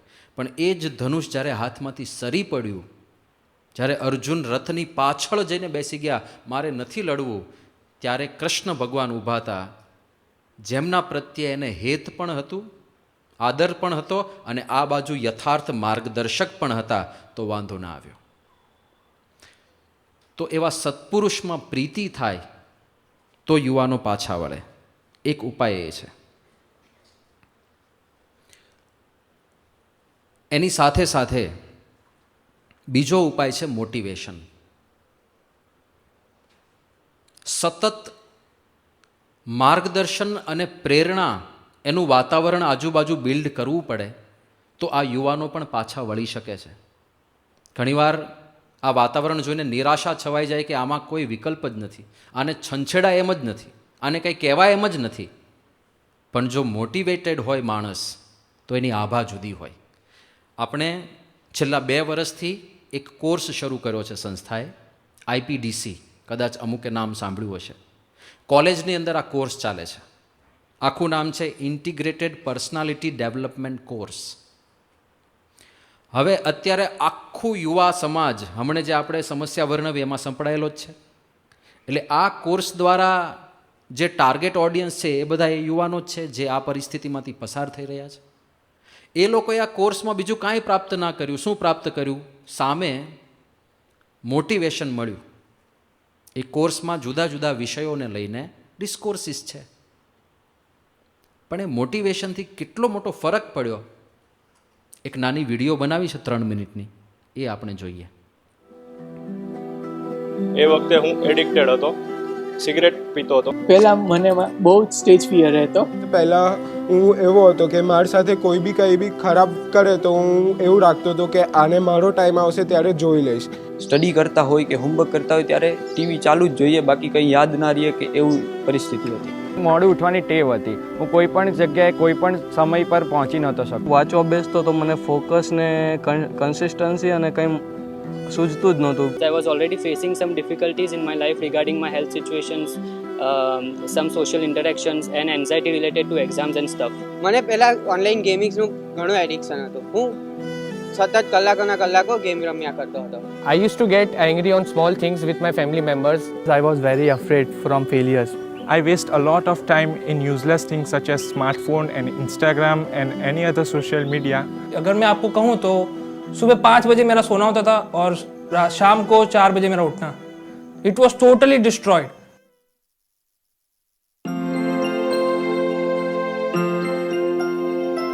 IPDC કોર્સને ભણવાનો ચાલુ કર્યો, ત્યારબાદ મને રિયલાઇઝ થયું કે લાઈફમાં બીજી બધી ઘણી વસ્તુઓ છે, જે મૂલ્યો છે લાઈફના, એ વસ્તુ કરવી જોઈએ. આ વસ્તુ બહુ ખોટી છે. તો અત્યારે હું એડિક્ટેડ નથી. આજે હું જે અત્યારે બોલી શકું છું એ આ સબ્જેક્ટના લીધે જ છે. આ IPDCનો કોર્સમાંથી હું શીખ્યો છું ફર્ગેટ એન્ડ ફર્ગીવ. પછીથી મને ખબર પડી કે એવું રાખીશ તો મારા જ માઇન્ડને અફેક્ટ થશે અને હું જ અપસેટ રહીશ. બિંગ એડિક્શન ફ્રી જોયા પછી મને મારા એ એડિક્શનમાંથી બહાર નીકળવા માટેની પ્રેરણા મળી અને મેં તે તરફ પ્રયાસો ચાલુ કર્યા અને અત્યારે હું એમાંથી સક્સેસફુલ થઈ ગયો છું મારા એડિક્શન છોડવા માટે. મેં પાવર ઓફ હેબિટમાં એક નિયમ કર્યો કે હું સમયસર વહેલો ઉઠીશ સવારે અને સમયસર ઉઠીને ગમે ત્યાં સમયથી વહેલા પહોંચી જઈશ. પણ જ્યારથી મેં પાવર ઓફ હેબિટ્સનું લેસન લીધું, લાઈફમાં ફેરફાર થયા. જ્યારે પણ હું ચોપડી લઈને બેસું તો પછી મને કન્સિસ્ટન્સી અને ફોકસને મળવા લાગ્યું. After reading this workbook and attending these lectures, I realized that all of the things that I'm facing right now is a part of my life. મારું ગેમિંગ્સનું મેં મોનિટર કર્યું કે હું કેટલા ટાઈમ ગેમ રમું છું અને કેટલો ટાઈમ વેસ્ટ કરું છું. આ મોનિટર કર્યા પછી મને રિયલાઇઝ થયું કે હું ઘણો ટાઈમ વેસ્ટ કરું છું અને એના લીધે મારું એડિક્શન કંટ્રોલમાં આવ્યું. Now, after reading this chapter, I realized that my family members, their points are also necessary for our daily life and for our development. This IPDC subject has helped me to improve my self-confidence and learn from my mistakes. And after studying this subject, I totally focused on the things that is well prioritized. अपनी life में मैंने सोचा कि I am ruining my whole life. मैं अपने साथ कर क्या रहा हूँ, मैं आगे जाके बनूंगा ही क्या. I would be finished if I don't take a step right now. तो उसी वक्त मैंने ये स्टेप लिया, मैंने ये रूटीन फॉलो किया. I made a complete routine of my self. I started sleeping at night 9 o'clock and started waking at morning 5 o'clock. started doing yoga. I just changed my whole routine. And in that way, IPTC helped me. આ બધા યુવાનો જ હતા ને, તો કોઈ માણસ એવું નક્કી કરી લે કે આ યુવાનો હવે પાછા જ ના વળે, હવે કોઈ આશાની કિરણ નથી. આ બધા યુવાનો જ હતા. શું થયું? મોટિવેશનના અમુક લેક્ચર્સ જોયા, અને એ જોયા પછી આટલું પરિવર્તન. હવે આ એવું નથી કે કાંઈ પણ યુટ્યુબ પર જોઈ લઈને પરિવર્તન થાય, કારણ કે કોલેજમાં કોર્સ તરીકે છે ને, લોકો કંઈક શીખવા જાય છે, અને કંઈક શીખવાની ભાવનાથી જ્યારે થાય ત્યારે એ જુદી અસર ઊભી કરે છે. બાકી આપણે યુટ્યુબ પર ઘણું મોટિવેશન સાંભળ્યું હશે તમે બધાએ, ક્યાં ફેર પડે છે? નક્કી કર્યું હોય એક જ દિવસમાં ફેલિયર. હા, આણે કીધું ને કે હું 9 વાગે સૂઈ જાઉં છું, 5 વાગે ઉઠી જાઉં છું. આવા સંકલ્પો આમાંથી ઘણા બધાને થયા હશે. કદાચ એલાર્મ પણ મૂક્યું હશે, પણ પેલું સ્નૂઝ બટન જે આવે છે ને, આ 21મી સદીની સૌથી ખતરનાક શોધ એ સ્નૂઝ બટન છે. દબાવીને સૂઈ જવાનું પડખું ફરીને, પૂરું થઈ ગયું. પણ જ્યારે લર્નિંગ તરીકે થાય, ગંભીરતાપૂર્વક થાય, તો મોટિવેશન મદદ કરે છે. અને એવા મોટિવેટેડ યુવાનો ગમે તે પરિસ્થિતિમાં પાછા નથી ફરતા. વચનામૃત ઉપર જ્યારે સંશોધન ચાલતું હતું યુવાનો સંબંધી, તો બધા યુવકો પાસે એક ક્વેશ્ચનરી આપણે મોકલી હતી, પ્રસંગો મંગાવ્યા હતા. એમાં લોસ એન્જલસથી મેહુલ ઉપાધ્યાય નામના એક યુવકે પોતાનો પ્રસંગ લખીને મોકલ્યો હતો. એણે કીધું કે હું વિદ્યાનગર છાત્રાલયમાં ભણતો હતો ત્યારે મને સત્સંગનો યોગ થયો. એની પહેલાં મારો કોઈ ટચ નહોતો, અને ત્યાં જ વચનામૃત વાંચવાની શરૂઆત કરી, અને ત્યારથી વચનામૃત વાંચવું એક રૂટીન ક્રમ બની ગયો મારો. પછી 2003ની અંદર મારું ભણવાનું પૂરું થયું, હું વડોદરા ગયો અને નોકરી શોધતો હતો. એ દરમિયાન એક દિવસ મને સખત તાવ આવ્યો. 2-3 દિવસ સુધી તાવ ઉતરવાનું નામ ના લે. હોસ્પિટલે ગયા, ડૉક્ટરે ડાયગ્નોસિસ કર્યું કે ટાઇફોઇડ છે. એટલે એની બધી દવાઓ ચાલુ થઈ, ઈલાજ ચાલતો હતો, પણ હજુ તાવ ઉતરતો નહોતો. એમાં એક દિવસ કંઈક કોમ્પ્લિકેશન વધ્યું, બીમારીએ વધારે વિકૃત સ્વરૂપ ધારણ કર્યું, અને મારા શરીરની અંદર ટિશ્યુ ઇટિંગ બેક્ટેરિયા ડેવલપ થવા માંડ્યા, કે મારા જ શરીરના ટિશ્યુને બેક્ટેરિયા ખાવા માંડ્યા. એટલે આખા શરીરમાં બધી વિકૃત અનુભૂતિઓ થવા લાગી. મારા આંતરડું જે હતું એ આંતરડાને બેક્ટેરિયા ખાવા લાગ્યા, અને આંતરડાની અંદરની દિવાલમાંથી બ્લીડિંગ થવા લાગ્યું. એટલે મને લોહીની ઉલટીઓ થાય, અને ઝાડામાં પણ લોહી નીકળે. અને એવી ગંભીર પરિસ્થિતિ હતી કે એક વખત તો ડૉક્ટરે એક જ દિવસની અંદર 25 બોટલ પ્લાઝમા અને 70 બોટલ ફ્રેશ બ્લડ મંગાવ્યું. એટલું મને ચડાવવાનું હતું, 70 બોટલ લોહી ચડાવવાનું થયું. એટલી ભયંકર પરિસ્થિતિ. એ કે હું હલી ના શકું, એટલી અશક્તિ, પડખું ફેરવવાની ઈચ્છા ના થાય, અને પથારીમાં એક જ અવસ્થામાં હું પડ્યો રહેતો હતો. એટલે મારી પાછળ જે પીઠની ચામડી હતી એ ચામડી પણ વિકૃત થઈ ગઈ, એમાંથી ચીકણું પ્રવાહી નીકળવા માંડ્યું, ભયંકર ખજવાળ આવે, અને હું ખજવાળી ના શકું. એણે કીધું કે મારા ગળાની અંદર એટલું સ્વેલિંગ, એટલો સોજો હતો કે જ્યુસ મારે પીવું હોય, જમી તો શકતો જ નહોતો, પણ જ્યુસ પીવું હોય ચમચી તો પણ ભયંકર વેદના થાય. એટલે એણે એક શબ્દમાં છેલ્લે લખ્યું હતું કે જીવતા જીવ જો નરકની અનુભૂતિ કરવી હોય કોઈને, તો આ બીમારી એવી હતી કે જેમાં નરકની અનુભૂતિ થઈ હતી મને. હવે એકદમ ભયંકર પીડાથી એ માણસ પીડાતો હતો, આઈસીયુની અંદર એડમિટ હતો. અને એ પરિસ્થિતિમાં એક દિવસે અર્ધ બેભાન જેવી અવસ્થામાં હતો, અને ત્યાં 4-5 ડૉક્ટરો ચર્ચા કરતા હતા. ડૉક્ટરોને એમ કે આ સૂતો છે, બેભાન અવસ્થામાં છે, પણ આ સાંભળતો હતો. એમાં એક ડૉક્ટર, જે મુખ્ય ડૉક્ટર હતા, એવું બોલ્યા કે અત્યાર સુધીમાં આવા 5 કેસ આપણી પાસે આવ્યા છે, અને 5માંથી એક પણ દર્દી બચી શક્યો નથી. એ આ મેહુલે સાંભળ્યું. માણસ કેટલો ડિપ્રેસ થઈ જાય. આ કોરોનામાં અમુક તો ગભરાઈને ગયા છે.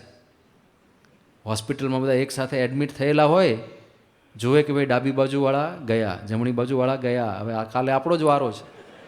કાંઈ જાજુ ના થયું હોય તો માનસિક રીતે ભાંગીને જતા રહેતા હોય છે.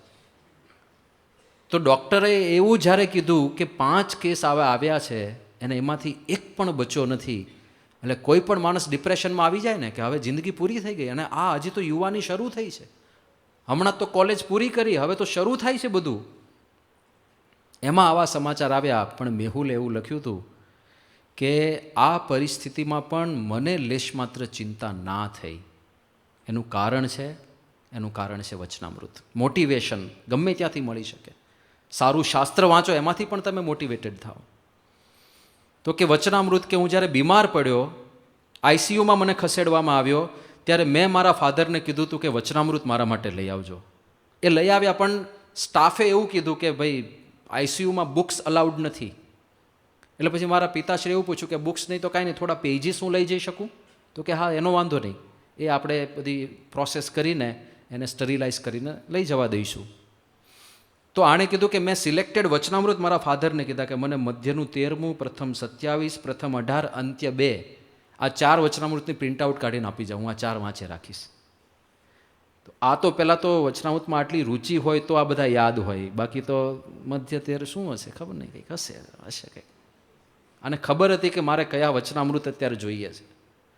તો એ 4 વચનામૃતની પ્રિન્ટ એના ફાધર એને અંદર આપી અને એને કીધું કે જ્યારે હું મધ્યનું 13મું વાંચતો હતો, એ મધ્યના 13મા વચનામૃતની ભૂમિકામાં શ્રીજી મહારાજ પોતાની સ્થિતિની વાત કરે છે.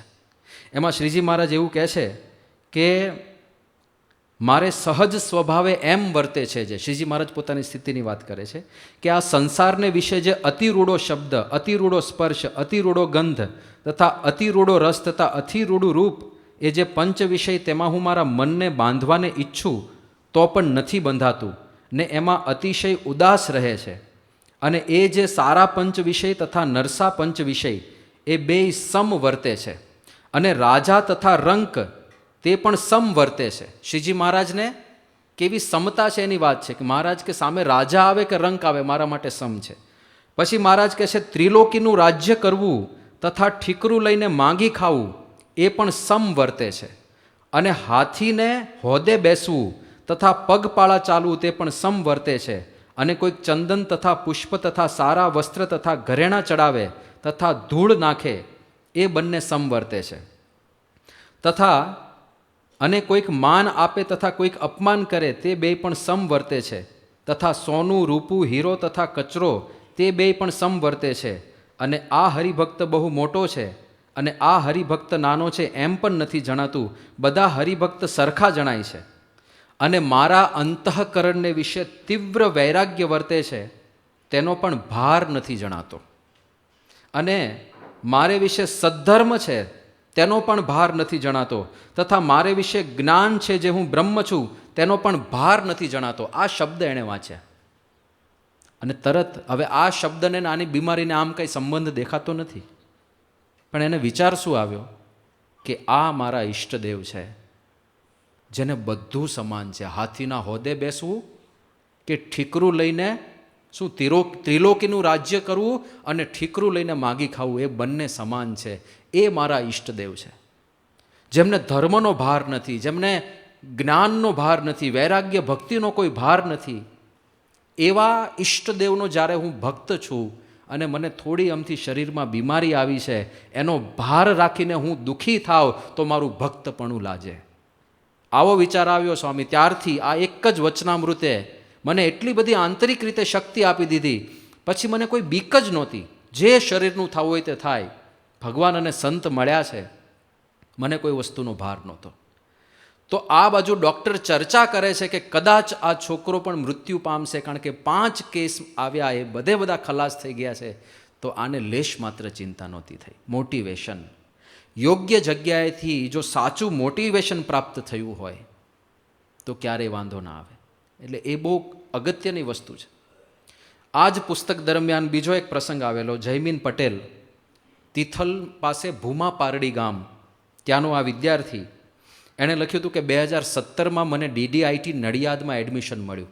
હવે DDIT નડિયાદમાં એડમિશન ઘણા બધાનું સ્વપ્ન હોય છે કે આ કોલેજમાં મને એન્જિનિયરિંગમાં એડમિશન મળે, બહુ સારી કોલેજ કહેવાય છે. પણ કે DDITમાં મને એડમિશન મળ્યું એ વખતે મને જેટલો આનંદ થયો હતો એટલું જ મને વધારે દુઃખ થયું ત્યારે જ્યારે પહેલા સેમેસ્ટરમાં મેથ્સ સબ્જેક્ટ આવ્યો. જે એન્જિનિયરિંગ કર્યું હશે ને બધાને ખબર હશે કે 3 કિલ્લા પાર કરવાના હોય છે, મેથ્સ 1, મેથ્સ 2 અને મેથ્સ 3. અત્યારે આવે છે કે નહીં ખબર નહીં, અમારા વખતમાં 3 કિલ્લા હતા. આવે છે ને, બેઠા છે કિલ્લા પાર કરેલા કે કરવાવાળા બેઠા છે. તો આણે કીધું કે એક તો મને પહેલેથી ગણિતમાં ગતાગમ ના પડે અને મેથ્સ 1 આવીને ઊભું રહ્યું. અને એકવાર માણસ મનથી હારી ગયો ને પછી એ લડાઈમાં કંઈ ઉકાળે નહીં. કે પહેલાં જ સેમેસ્ટરમાં એટીકેટી આવીને ઊભી રહી, મેથેમેટિક્સમાં ફેલ. હવે કોલેજમાં ટર્મ તમે કન્ટિન્યુ રાખી શકો, અલાઉ ટુ કીપ ટર્મ એટીકેટી. એટલે બીજા સેમેસ્ટરમાં અભ્યાસ તો ચાલુ થઈ ગયો, પણ જેમ ભૂત વળગે ને એમ પેલી એટીકેટી વળગે.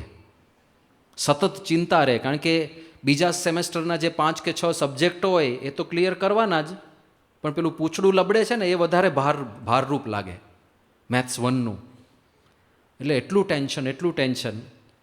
બીજી વાર પરીક્ષા આપી એટીકેટીની, ફરીથી ફેલ થયો મેથ્સ 1માં. અને 2 વાર થયું એટલે હવે એને 1 વર્ષ ફેલ, હવે પ્રોપર ફેલ થયો, 1 વર્ષ બગડ્યું.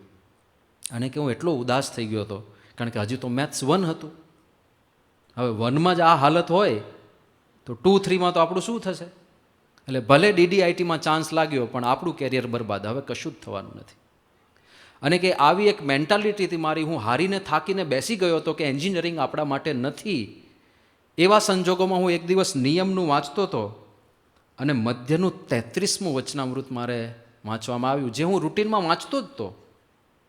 એમાં શબ્દો હતા, મનુષ્ય દેહે કરીને ન થાય એવું શું છે, જે નિત્ય અભ્યાસ રાખીને કરે તે થાય. એણે કીધું કે આ શબ્દ પહેલાં પણ મેં ઘણીવાર વાંચેલા, પણ આ વખતે મને એ જુદા લાગ્યા. આ વખતે મને કંઈક જુદી પ્રેરણા આપી ગયા. એમાં મારા જે દ્રષ્ટાંત આપ્યું છે કે પથ્થર ઉપર કોમળ દોરડું ફરે. હવે દોરડું તો સૂતરનું બનેલું હોય ને, તો એ પથ્થરમાં કાપો પાડે. જો નિત્ય અભ્યાસ હોય તો પથ્થરામાં કાપો પડે. તો મારું મેથ્સ 1 ક્લિયર ના થાય? કે મને ફરીથી એટલી પ્રેરણા મળી ગઈ, તો મારું એ જે ડ્રોપવાળું યર હતું પૂરું થયું, અને બીજા સેમેસ્ટરથી મેં બરાબર મહેનત કરી, તો એ વખતે મેથ્સ 1 ક્લિયર થઈ ગયું, અને એ સેમેસ્ટરનું મેથ્સ 2 એ પહેલાં ધડાકે ક્લિયર કરી નાખ્યું. પણ આ વચનામૃતના ખાલી શબ્દો એણે મને પ્રેરિત કરી દીધો. તો યોગ્ય સમયે યોગ્ય વ્યક્તિ કે યોગ્ય શાસ્ત્ર પુસ્તક કોઈ પણ જગ્યાએથી આપણને જે મોટિવેશન પ્રાપ્ત થતું હોય એ કામ કરે છે. રાજ વોરા નામનો એક યુવક ઇન્દોર IITમાં ભણેલો, એણે પણ આવો જ એક પ્રસંગ લખ્યો હતો, મૂળ વડોદરાનો. એણે કીધું કે જ્યારે મારું 12મું ચાલતું હતું, મને ફિલ્મો જોવાનો એટલો શોખ, એક બેઠકે 3 મૂવી જોઈ નાખું. અત્યારે આશ્ચર્યની વાત નથી, કારણ કે વેબ સિરીઝ એવી બનાવે છે આ લોકો. અમે ગઈકાલે ત્યાં પરમ દિવસે મિટિંગમાં હતા, ગઈકાલે જ સવારે મુંબઈમાં એક ડિરેક્ટર સાથે. આપણે શતાબ્દીના બધા શો બનાવવાના છે ને, તો ડિરેક્ટરે વાત કરી કે સ્વામી, અમારે શૂટિંગનું શિડ્યુલ બધું ફિક્સ ના હોય, ક્યારેક નાઇટ શિફ્ટ હોય, ક્યારેક ડે શિફ્ટ હોય, એટલે અમારી ઊંઘ ડિસ્ટર્બ થઈ જાય. એટલે કે ગઈકાલે મને બરાબર ઊંઘ નથી આવી, એટલે આપણે મિટિંગ મોડી રાખી, એટલે અમારે પછી બધું આખું શિડ્યુલ મોડું થયું. પણ એમાં એમણે એક વાત કરી, કે મને ઊંઘ નહોતી આવતી રાત્રે 1 વાગે, અને લાગતું હતું કે આવશે પણ નહીં હજુ, એટલે મેં વેબ સિરીઝ જોવાની શરૂ કરી. એમાં સવાર પડી ગઈ કે 6 એપિસોડ બેક ટુ બેક જોઈ નાખ્યા. કે એક એપિસોડ જોઈએ પણ એનો એન્ડ એવો હોય ને કે હારું એમ થાય કે હારું નેક્સ્ટમાં શું આવશે, એટલે એ જોઈએ. પાછો એનો એન્ડ એવો હોય કે એમ થાય કે હારું હવે જોઈ લે, ચલો ને શું થયું આગળ. કે સવાર પડી ગઈ. હવે આ તો ડિરેક્ટર છે, એને ખબર હોય કે આ બધું ખોટું છે, એને ખબર છે કે આ કાલ્પનિક બધી વાર્તાઓ છે, તો એ આટલા લોભાઈ જતા હોય તો અસ્માકમ કા કથા. તો આવી પરિસ્થિતિ છે. આ રાજને પણ ફિલ્મો જોવાનો એટલો ચસ્કો, પણ કે એમાં 12મું ધોરણ આવ્યું, અને 4 મહિના પછી 12માની બોર્ડની પરીક્ષા હતી. મારા પપ્પા મને સમજાવે કે તું હવે બધું જોડવાનું છોડ ને સિરિયસ થા ભણવામાં થોડો. પણ કે મારું મન છે ને બહાર નીકળતું નહોતું. મને ઈચ્છા તો થતી હતી, મને ખબર પણ હતી કે આ ખોટું છે, મારે અત્યારે વાંચવું જોઈએ, અને બદલે હું આ લેપટોપ ઉપર ફિલ્મો જોયા કરું છું. પણ પાછું વળાતું નહોતું. પણ મારો વચનામૃત વાંચવાનો નિયમ હતો, અને એમાં એક દિવસ મારે વચનામૃતમાં વાંચવામાં આવ્યું, મધ્યનું બીજું વચનામૃત, કે પંચ ઇન્દ્રિયો દ્વારા વિષયનો ત્યાગ દ્રઢ રાખે તો બહારથી વિષયનો પ્રવાહ માહેલી કોરે પ્રવેશ કરે નહીં. જેમ કૂવામાં પાણીની સેર આવતી હોય, પછી તેને ગોદડાના ગાભા ભરીને બંધ કરે ત્યારે તે કૂવો ગળાય. મહારાજે આ દ્રષ્ટાંત શેના માટે આપ્યું છે? અંતઃકરણ શુદ્ધ કરવા માટે. કે જ્યાં સુધી અશુદ્ધિ અંદર આવતી હોય ત્યાં સુધી અંદરથી કેવી રીતે શુદ્ધિ થાય? એટલે અશુદ્ધિને પહેલાં રોકવી પડે અને પછી જે અશુદ્ધિ ઓલરેડી પ્રવેશ કરી ગયો એને ઉલેચવી પડે, તો અંતઃકરણ શુદ્ધ થાય. હવે એણે લખ્યું કે આ વચનામૃત મેં પૂર્વે ઘણી વખત વાંચ્યું હતું, પણ ખબર નહીં આ વખતે એવું લાગી ગયું હૃદયમાં કે જ્યાં સુધી હું અશુદ્ધને રોકીશ નહીં ત્યાં સુધી શુદ્ધિ કેવી રીતે થશે, ત્યાં સુધી સારા વિચારો કેવી રીતે અંદર આવશે, ત્યાં સુધી શાંતિનો અનુભવ કેવી રીતે થશે. એટલે કે આ વચન વાંચ્યા પછી મેં નક્કી કર્યું કે હવે ભણવા સિવાય કાંઈ નહીં, હવે અશુદ્ધિ અંદર નથી નાખવી. કે ત્યારથી લેપટોપ બંધ કર્યું તો 12માં એટલા સારા માર્ક્સ આવ્યા કે IIT ઇન્દોરમાં એડમિશન મળ્યું અને થ્રુ આઉટ IIT ઇન્દોરમાં પણ ખૂબ સારા માર્ક્સ સાથે એ પાસ થયો. જ્યારે આ પુસ્તક નિમિત્તે એનો સંપર્ક થયો ત્યારે હજી ત્યાં વિદ્યાર્થી તરીકે જ હતો, પણ એ કીધું કે હજી સ્વામી એ જે લેપટોપ બંધ કર્યું એ કર્યું, પછી ફિલ્મો જોવા માટે ખોલ્યું નથી. તો મોટિવેશન કોઈ પણ જગ્યાએથી મળે. અમે એક વખત મુંબઈ જતા હતા, ટ્રેનમાં એક છોકરો મળ્યો, ઉત્તર પ્રદેશનો હતો, વિનીત યાદવ કરીને. એટલે ટ્રેનમાં તો આપણે સંતોને કાંઈ બીજું કામ ના હોય, મુંબઈ સુધી જવાનું હોય એટલે રાત પડે ને ઊંઘ આવે ત્યાં સુધી કંઈક પરિચય કેળવીએ, કંઈક બાપાની વાત કરીએ, કોઈ પણ રીતે વાર્તાલાપ કરીએ. પણ વાર્તાલાપની શરૂઆત ક્યાંથી થાય? આપનું નામ શું, શું કરો છો? નોર્મલ છે ને આ તો. એટલે એને નામ કીધું, શું કરો છો? કે સ્વામીજી વેલ્ડર હું, વેલ્ડિંગ કરતા હું. મેં કીધું કોઈ કુછ પढ़ाई वढ़ाई की है? મેં કીધું મિકેનિકલ એન્જિનિયર. આશ્ચર્ય નથી, આજકાલ તો એન્જિનિયરો બિચારા આવું જ બધું કરતા હોય છે. એ કે પણ મિકેનિકલ એન્જિનિયર. એટલે મને ખબર હતી સમાજમાં જે સમસ્યા છે બેકારીની, કે માણસ એન્જિનિયર થયો હોય પછી નાનું કામ કરી ના શકે. तो मैं साहजिक રીતે એને પ્રશ્ન પૂછ્યો કે आपको ऐसा नहीं लगता, कभी ऐसा विचार नहीं आता कि मैं मैकेनिकल इंजीनियर हूँ और ये छोटा काम कर रहा हूँ, ऐसा विचार नहीं आता? ત્યારે એને બહુ સરસ વાત કરી. મને કે स्वामी जी यूपी से हूँ, भगवान रामचंद्र जी हमारे आदर्श है. અને ભગવાન રામચંદ્રજી અયોધ્યાના રાજા હતા, યુવરાજ હતા. એ વનમાં ગયા ત્યારે હસતા હસતા જતા હોય ને એ પણ નાનું કામ સ્વીકારી લેતા હોય, તો મારે તો સ્વીકારી જ લેવાનું હોય ને. એક જગ્યાએથી એને મોટિવેશન મળ્યું તો કોઈ પણ પરિસ્થિતિમાં એ સાચો વિચાર મળી જાય ને તો આનંદ આનંદ, સ્થિરતા બધું જ રહેશે. તો આ 3 ઉપાય આપણને દેખાય. એક તો પ્રેમ અને માર્ગદર્શન, અને બીજું આ મોટિવેશન. અને હવે આપણે સત્સંગનો વિચાર કરીએ. આપણો આ સત્સંગ શું છે? આ જ છે. સત્પુરુષનો પ્રેમ મળે, સંતોનો પ્રેમ મળે, અંદર અંદર હરિભક્તોનો પ્રેમ મળે, બધા પાસેથી માર્ગદર્શન મળે અને સતત મોટિવેશન મળે. એના માટે તો આ સત્સંગ છે. જીવનને સાચી દિશામાં રાખવા માટે આ સત્સંગ છે. ને એટલા માટે આપણા યુવાનો એક જુદી, આમ જે દિશામાં આખી દુનિયા દોડે છે એના કરતાં થોડા જુદા પડે, થોડા મુઠ્ઠી ઊંચેરા દેખાય. કારણ કે અહીંયા આગળ પ્રેમ, માર્ગદર્શન અને પ્રેરણાનો ત્રિવેણી સંગમ છે.